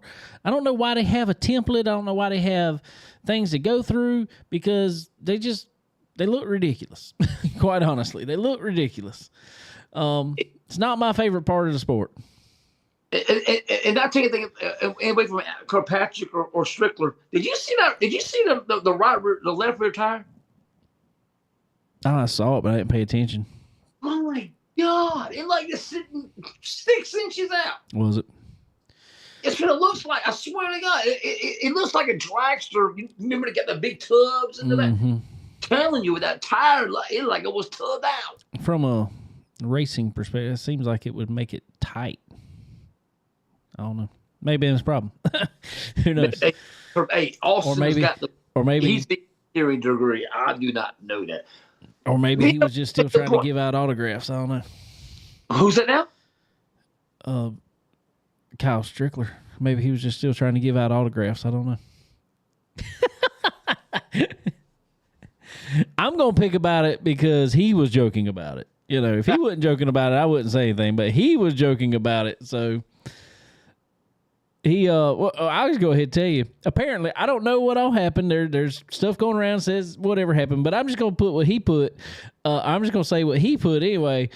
He said, apparently the cop that he asked to give an autograph, or if he wanted an autograph too, didn't think it was as funny as he did.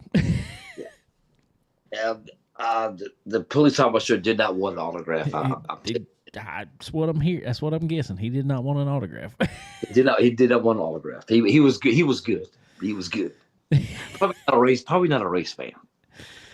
Dude, I'm gonna tell you. But there were people on Facebook talking about join the crowd, and apparently they are all about arresting people up there. What? Yeah. There was about 4 people said, you know, happened to me in 22, happened to me in last year, same place. Apparently they don't take kindly to folks taking a drink up there.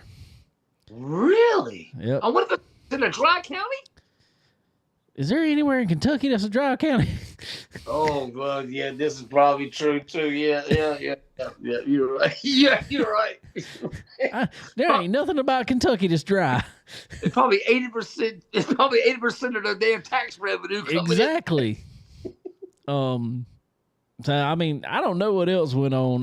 Whatever, you know, but apparently it's a common thing for everybody to get arrested around there for public intoxication.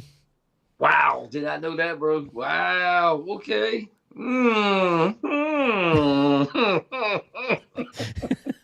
Florence, y'all. I ain't going to that Florence. Yeah, you're right. You're right. I may sleep to the asphalt side on that one, too. But anyway, so go ahead, give us your good analysis of the main event there. Man, Pierce and JD were going at it, buddy. I don't know. That was just.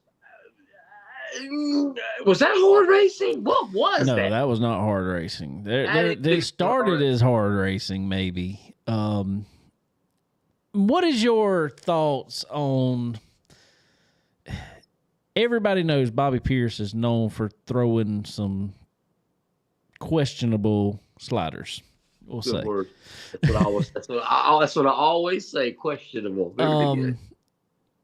What's your stance on those? Do you look at it as that's hard racing, or is there a line to be drawn there?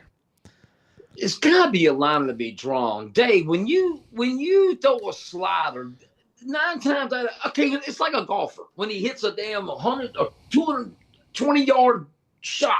Hole in one. Oh yeah, I meant to do that. Yeah, I meant to do that. Yeah. It's like we throw a slider. Yeah. I meant to do that. Well, I mean, you don't know where it's gonna end up at, bro.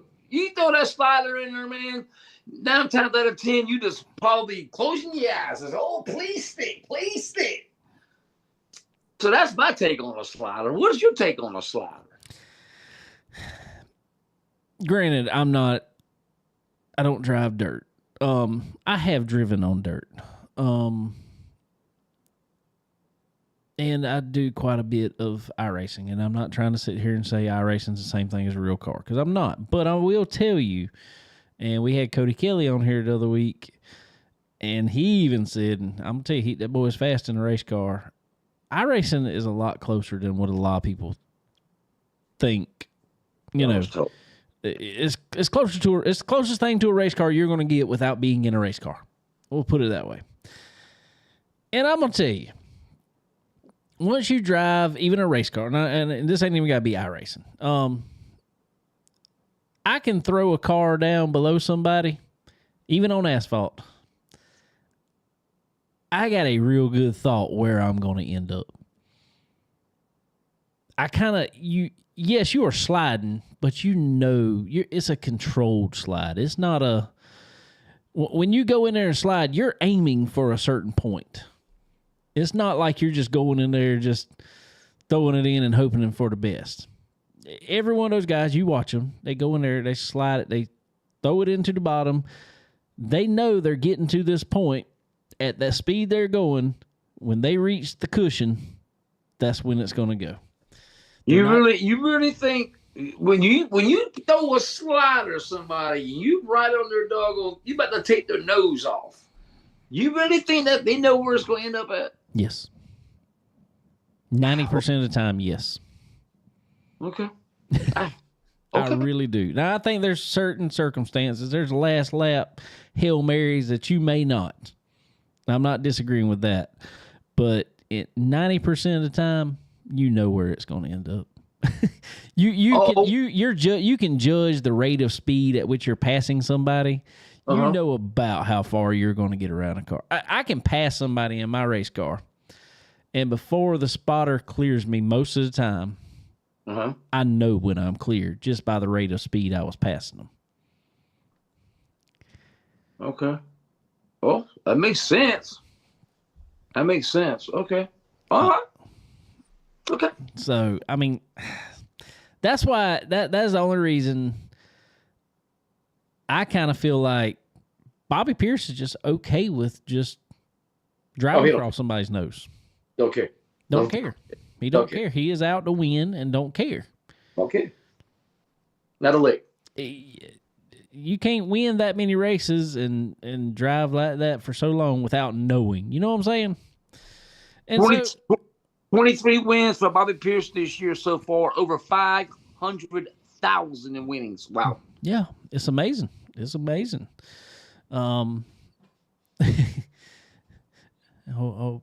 Coach there said Brian and JD throwing elbows. Yeah. Or he said Pierce and JD. What did I say, Brian? Yeah. Coach throwing elbows. My bad. Coach, watch out, Coach. Don't be throwing elbows. My bad. That was more than elbow. That was off the top rope. Well, it was off the top rope. And then how about the, I guess you will call it retaliation from JD? Which he said I wasn't going to wreck him. He said, but I knew what I was doing. He's trying to fight his tires. That's exactly what he's doing. He was hoping that left front corner catch that right rear just right. Yes, sir. He was trying to fight that tire. He sure was. AKA Bob Gardner. Yeah. This is flipping crazy. that was more than elbows. That was they were throwing lefts and rights, man. They were throwing haymakers at each other. That was awesome. Yeah, it was awesome. I liked it, and I guess if you on the Pierce side, it was really, really great. If you on the JD side, it wasn't as great. I don't know. I like hard personally. Now, this is a thing, and this is a thing I think asphalt is really missing right now. You've kind of, I'm not gonna say it's a rivalry necessarily. But I guess it is the young guy kind of facing off against the veteran there, and it's created a little bit of a rivalry between. It's kind of Pierce versus the world more than anything, but I've been saying that, bro. No, I've been saying this is Bobby Pierce's world. We're just paying rent, bro. And I ain't disagreeing with it, but it's a cool little rivalry like that is great in my opinion. Even when Bobby got his first North-South win, and he threw a slider to Bloomquist. Remember what Bloomquist said? Yep. And showing no respect. And he was what, 17, 18 at the time? That's right. But, all right, this is my thing about it. People can talk about it all they want. Coach said it was too early in the race for them to be throwing punches like that. And I don't disagree with him there either. That's absolutely. You can't do that first 20, 25 laps of a race. How are you doing? Yeah. I know you probably want clean air. I get it. But, man, this is too early for that, bro. It's too early. For sure. But, okay. This is my thing about that. People can talk junk about it. People can get mad about it. People can say whatever they want about it. Who's going to do anything about it? It's up to the drivers to do anything about it. It is, and if they not going to do anything about it, there ain't. I mean, yeah, you can say whatever you want, but there ain't much use. It's the way I see it. If you're not going to get out there and fix it, and there's ways to fix it, I promise you. If you stick that nose in there just a little bit farther when he's trying to throw this slider and it right rear hooks himself out into the wall, guess what? He's going to think about throwing that the next time. Mm-hmm.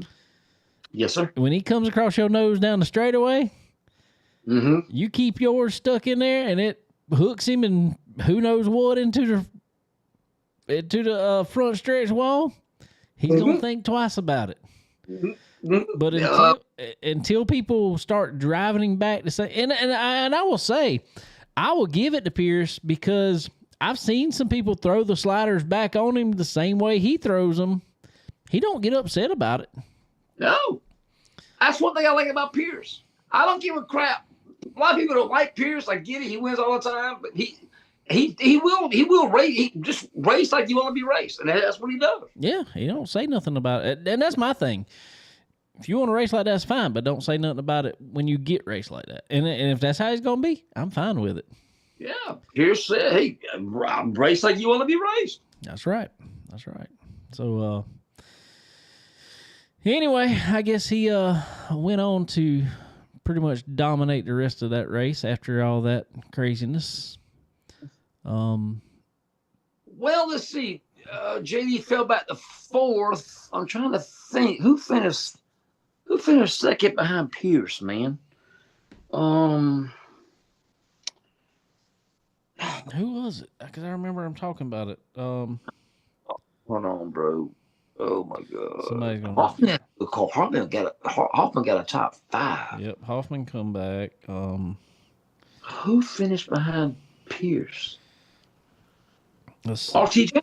Was RTJ making it back up there? Yeah, RTJ made it back up there. Yeah, I think RTJ might have finished second or third. Yeah. Sweet. Yeah. I was trying to pull it up. I know it's on here somewhere. Find that, Dave. I'm kind of curious about that myself. Let's see. I'm scared to look. I might disconnect the doggone thing again, like I did last time. I'm pulling it up.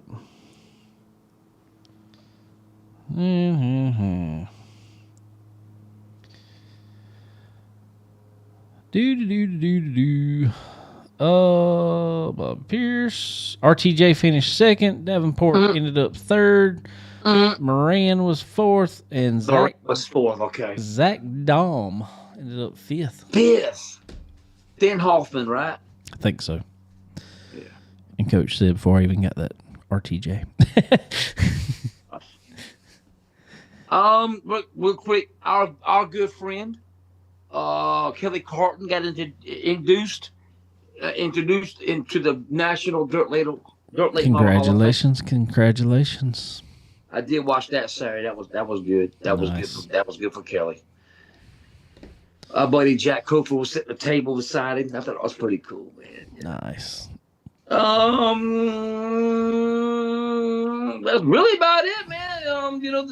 The Mag had a big race this past weekend. Winger won Friday night, and Clanton won $12,000 for Capital race cars. How about Clanton getting a win there?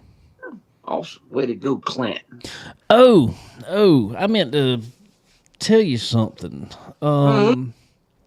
Remember last week or a couple weeks ago, we were talking about, the Capitals and who was in Capital, and we were talking about Peyton Freeman. Mm-hmm. Peyton Freeman is now in a train. Since when has he been in a train? They put out a post about, let's see. I will tell you exactly when it was.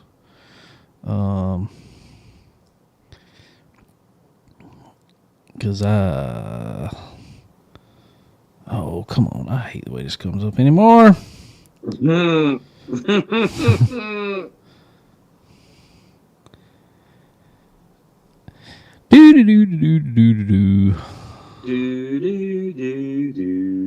Gotta freaking love it.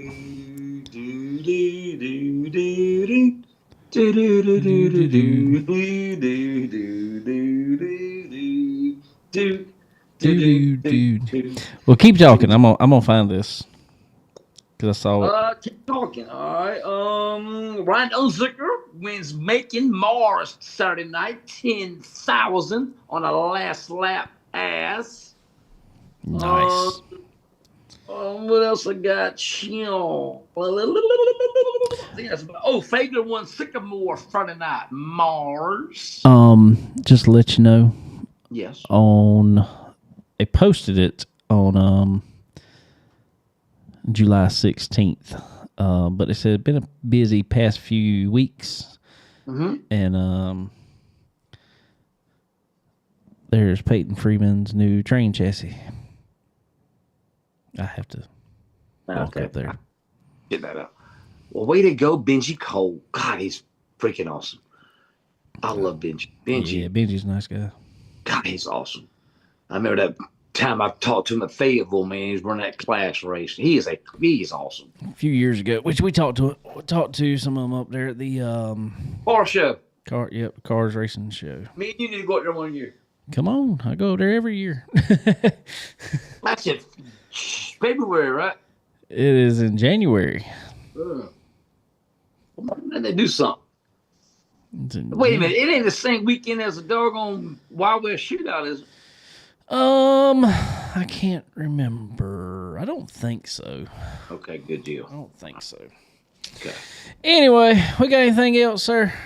Might have been Watkins wins Carolina Speedway, Carolina Clash Friday night. Was gonna go. Pissed me off. Didn't make it. Dave, I haven't seen dirt in my beer or my face or my hot dogs since June, bro. I tried to throw you some mud the other day when you said that. Yeah, I like that. I said, way to go, Dave. Hey, man, it depends how tired I am. I may go to Sumter Saturday. Woo! Sumter. Yeah. I'm going to be over at Florence Motor Speedway. I thought about going over this past weekend, but I was like, they might get rained out.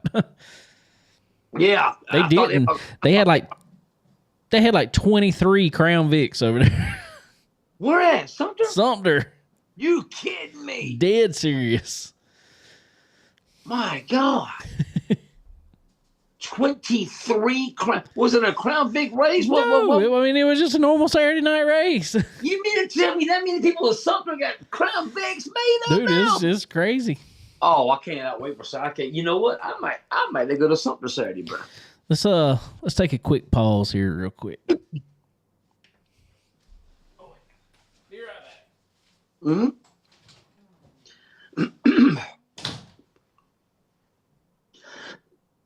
back.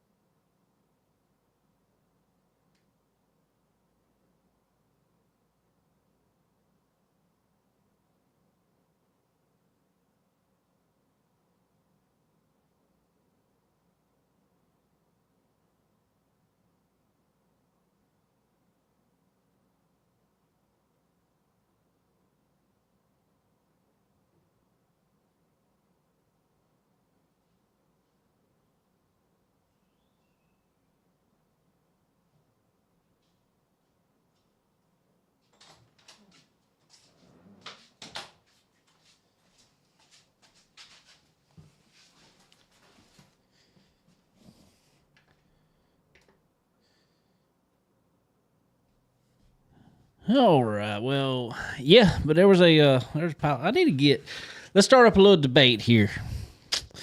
Since we're talking about them Crown Vics over there. Buddy of mine been racing 4-cylinders over here, Florence Motor Speedway and Dillon Motor Speedway. Past couple of years, young guy. His name's Jason Turner. I need to get him to come in here with me one day because he lives right here in Florence. I need to get him to come over here. He decided he was done with asphalt. Well, he was not done with asphalt. Done with the 4-cylinder class. 4-cylinders on asphalt are getting kind of expensive. Well, they've gotten kind of expensive. So he decided to go get him a Crown Vic. Took it to Sumter. First race ever, I think, on dirt. Finished the 7th out of those 23 cars. 22, 23 cars. Oh. So, and that's against a bunch of them that have been racing. Granted, it's a Crown Vic. It's not a late model. I get that. I'm not saying that.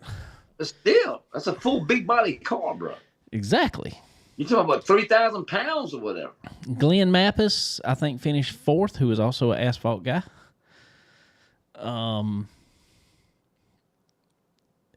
What's the deal here? Hey, man. Hey, I guess what? You used to be the other way around. You drove dirt to get on asphalt. Now you driving asphalt and get good on dirt. I don't know, man. I don't know. I thought it was pretty cool. I will say, speaking of those Crown Vics, Dillon Motor Speedway on Labor Day, Monday, Labor Day, we'll be racing, have a full schedule of racing on Labor Day starting at 3:00. But they are bringing Crown Vics there for, I think, first real scheduled race. So I hope there's a pile of them show up over there because I think that is the new budget class. Yes, it is. And I have found some, and I'm looking at myself, and I've done found a couple for like $2,500 that are ready to race. And oh wow! Yeah, that's what I'm saying. You can't beat it, and there's parts everywhere. You can go to any junkyard and find parts for it. See, I think the Crown Vic is taking the place of the Camaro. Remember the Camaro back in the 80s, 90s? But you can get parts like that for them. Now you can't find them. Well, let me tell you something. I think it's going to be better than the Crown Vic. More fun, anyway. All right. All these Crown Vics are coming because there was 100,000 cop cars everywhere. That's why they're coming along. And plus, whatever other ones are sitting around. So that's why they're coming along. Well, Crown Vics got phased out. That's why there's so many there. What's next? You know what's next. Hold on. Wait a minute. What's next at the Crown Vic? What are cops driving now? Dodge Chargers? There will be 100,000 of them in junkyards sitting there after the cops get done with them. Dodge Chargers? Would it not be a fun race car? Smaller body? Man, yes. They won't be so big and heavy, but you could actually probably sling a Charger. Yeah. Oh, my God. Yeah, sign me up for this, bro. How many years you think?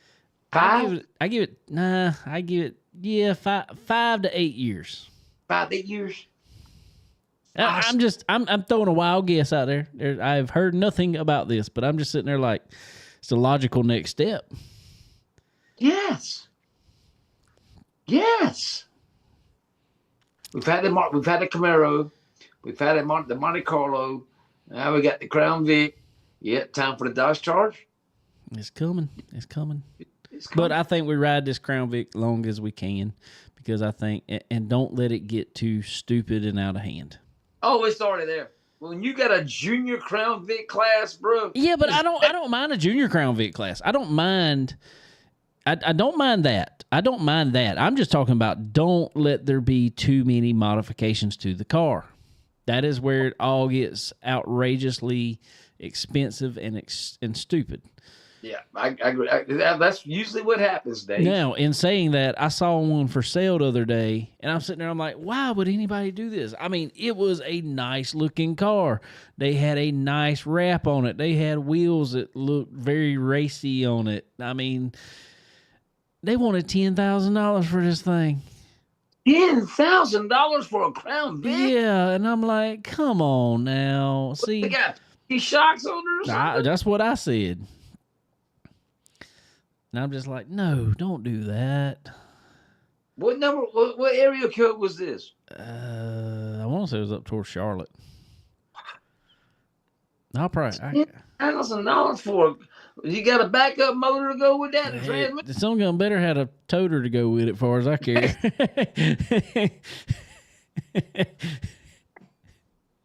Oh my God! Oh wow! But yeah, that's kind of ridiculous, there, bro. I'm sorry. Yeah, I mean that needs to be a car, in my opinion. No more than $5,000 get you racing. Mm-hmm. And I mean that is full blown nice race car. Mm-hmm. The Interceptor. Yeah. Coach said, "Bring them on, Mopar." Hey, you gonna love this. When the Crown Vics first came out, this is like 2 or 3 years, maybe. No, Don was still there. About 4 or 5 years ago, there was a guy at Lancaster. Oh my God, Dave! He had a 24-ounce Bud Light glued to the dog, like you work on your race car. You put your beer on top of the doggone hood there, the roof. Had a doggone 24-ounce Bud Light glued onto the roof, man. That was freaking awesome, bro. See, I think somebody, and it's probably out there somewhere, but I'm just like, I'd love to have 2 of them. I want 2 of them. And I would. And I may end up with 2 of them. You never know. Me and my son both might drive them just for fun of it. But I can promise you, just for the fun of it, one of them is going to be a cop car. It's going to look just like a cop car. Okay. And one of them's going to look like the General Lee. General Lee Crown. No, you need a taxi cab. Well, yeah, but that's not the thing. I just want a cop chasing the General Lee. Oh, we got Roscoe and Bo out there. Exactly. Oh, okay. Yeah. I get that. It's not accurate by no means. I get that, but I like that. It'd just be funny. And then we might paint one up like the Bandit, Oh man, now you pulled at my heartstrings. We'd have all kind of cops chasing all kind of cars out there. That's my all-time favorite movie, man. All-time favorite. And what's movie. really cool about it, and I think, yes, it might be gimmicky. I don't know, but there's so much that tracks could do with a class like that. Make team races out of it. Ooh. You know what I'm saying? There's so much they can do with a class like that to make it very entertaining and fun. Fun for everybody. Fun for the fans. There's so much can be done with stuff like that. I'm trying to think what else it could be. Team racing, I like that. I mean, you could have one, and it don't matter if it's a dirt track or a asphalt track. They have to, they come out there qualifying or something, and in the qualifying, they have to stop and change a tire. To get you whole. The Winston. Yes, I mean just qualifying. Yes, yeah. I mean, but yeah. At least take the tire off, lay it on the ground, pick it back up, and put it back on. Something, you know what I'm saying? Just yeah. There's so much you can do with a class like that could be so fun for the fans to get in on. Because you can't do it with the full-blown race cars. I mean, you can't do it. And nobody's going to have that much fun. And you can race them backwards. You can do whatever you want to with them. Ooh. No, we don't want anybody tearing up their stuff like that. No, man. No, I don't want them tearing up stuff. No, I'm not saying run in reverse. I'm saying go backwards around the track. Race them. Oh, what you mean? Okay. I can deal with that. Run, say 20 lap race, 10 laps one way and reverse it 10 laps the other way. Exactly. Yeah, that'd be great. Exactly. Maybe have two 15 lap features. Yeah. Invert the whole field. Yeah.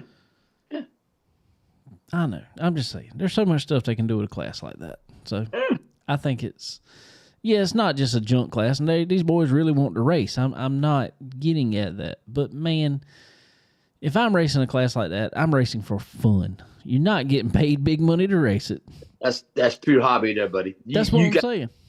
love it. That's all that is. That's pure love. Exactly. So I don't know. I hope some of these tracks will catch on to stuff like that and maybe run with it and make it.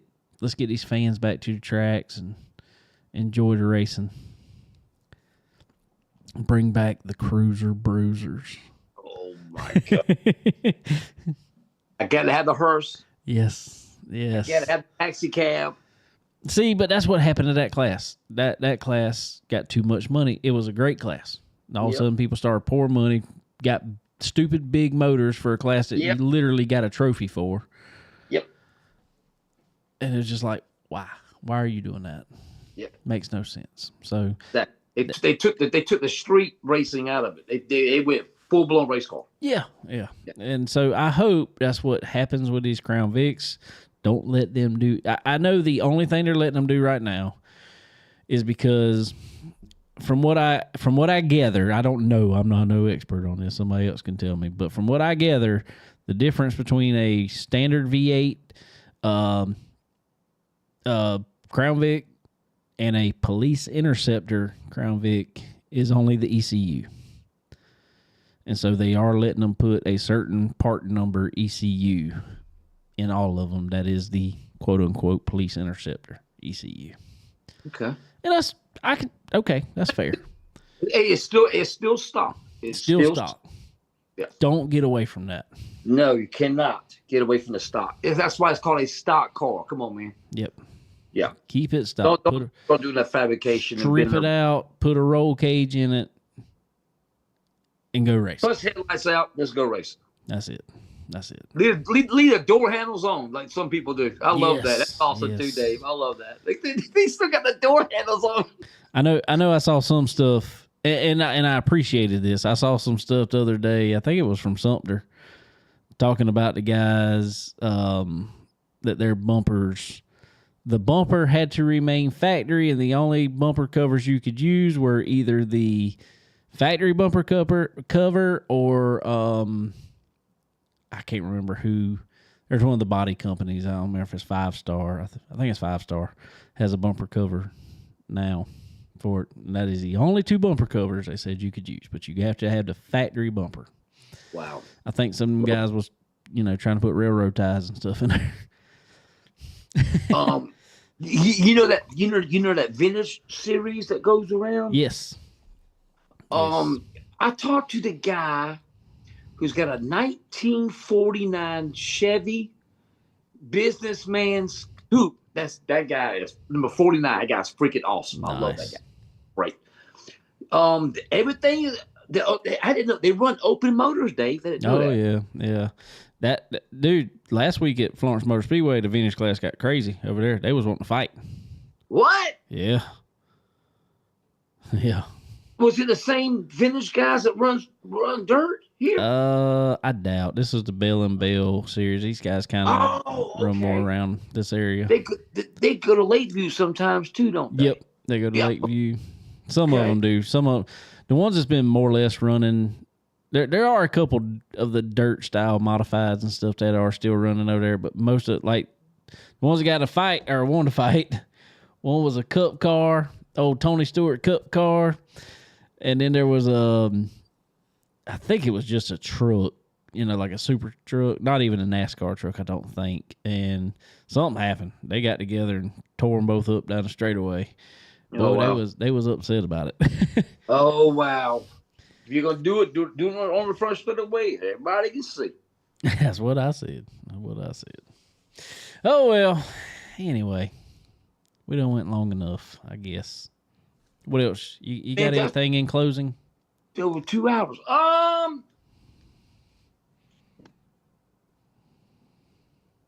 Nope. Everything I got written down, Dave. All right. Well, I want to thank our good friends also over here at Dixie Made right here in Florence, South Carolina. Y'all go check out Dixie Made. All the best brands, all this back to school shopping everybody's doing and done. Our kids have been back to school for 2 weeks now. Whew, feels like forever. 2 weeks. Yeah, they're on their third week already. But go get you some clothes. Go get them some clothes. Go get them covered from head to toe over at Dixie Made. Right here in Florence, South Carolina. Everybody coming down. for the race or whatever else coming down for. Go check out Dixie Made right here in Florence, South Carolina. Also, Fresh Chef. If you're up in the Race City area, go check out our good friends at Fresh Chef. Oh, excuse me. Daily food and drink specials. And some of the best food you will ever eat. Promise you. So go check them out. Also, MPM Marketing. Market with MPM.com. Go check out Tanya. If you're in that marketing game or need the help in that marketing game, go get with Tanya, and she will set you on a path of excellence. Excellence. All right, man. www.marketwithmpm.com. I think that's about it. Oh, I want to throw this out there too. And I'll be talking about it here for the next couple of weeks. And I may get somebody over here with me if he's available to hang out with me and talk about it. Over here, Hartsville, South Carolina, one of my great sponsors, Rise Aero, runs what they call the FBO for the Hartsville Regional Airport. And the past couple of years, I've done this. I have taken, last year took Legend Car and a big car over there. They have what they call Wings Over Hartsville. It will be on August 23rd, weekend before Labor Day. And I am calling out all race cars in the area.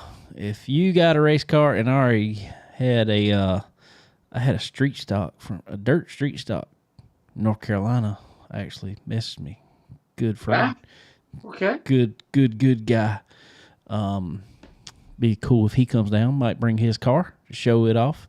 Told him if we get enough cars that are able to, may give some kids some rides down the runway and in some race cars and stuff. But I want to get as many cars from the area to promote the racing around here. This will be the week before the Cars Tour race at Florence Motor Speedway. Also the week before the Southern 500. So I want to kind of promote our local racing around this area. And that is, I don't care what kind of race car you got. There already is a car show there. There is a classic car show or whatever kind of car show. Florence Mustang Club is handling all that. But they're having motorcycles there, but it's a fly-in, so there'll be airplanes flying in all day. They will give some airplane rides to people.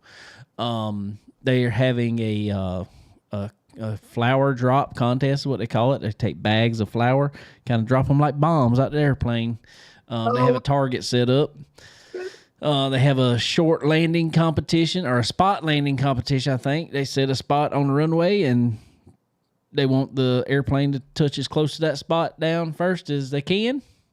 It ends up being really cool. Mayor of Hartsville, South Carolina, will be on hand opening the events at 9 o'clock that morning. I got to go set up a bunch of sound stuff for them. But we'll have my race car out there. I hear my buddies with the Low Country Legends are coming up. I think we're going to even get up a little race for them over there. So I'm calling to get vintage cars. I want late models. I want dirt cars. I want dirt late models. I want anything. I don't. If you got a road race car that you take over to Kershaw up there, I want to get it out there. So anything you got, bring it down. Let's have a day because there's a ton of kids out there. Kids love race cars. This is just going to be, it'd be free to you. It's free to everybody that comes out there. It's called Wings Over Hartsville. And that will be at the Hartsville Regional Airport, August 23rd. Be from 9 a.m. to, I think, 4 p.m. All day event, pretty much. So I'll be out there with my car, and I'll probably have a whole sound set up out there. I'll be playing some music and everything else. August 23rd. August 23rd. Okay. Weekend before Labor Day. It's going to be I'll let you know, Dave. You know about that? I'll let you know. Sweet. Come on down. Okay. Find some cars. Come with you. Hey, I'll text Drew. I'll text Drew, man. See what downtime I can bring. I talked to Drew They ain't raced since May. Have you realized that? Really? They haven't ain't raced at all? May. I thought they raced at No, they're nowhere. They've not raced since May, bro. I guess it was. I mean, they raced at Lancaster, didn't they? But that might have been in May. That was May. That was Memorial Day. That was Ultimate Race. Yeah, it don't seem like it was that long ago, but I guess it was. Unfreaking believable. He told me that Saturday night, bro. I about collapsed. What in the world? Been busy with babies, man. Doing live things. Dang. Live. You text Drew. I'll text Michael. We'll get them both. All right. There you go. We'll do that. We'll wait till the week of. Wait till about the week of. Yeah. Well, they can't change their mind. Exactly. We get them. That's how it. There you go. Well, cool, man. All right. Well, I sure appreciate you, buddy, as always. Appreciate you, Dave. And I guess I will talk with everybody next week. Same time, same place. Be good, my brother. Have a good week.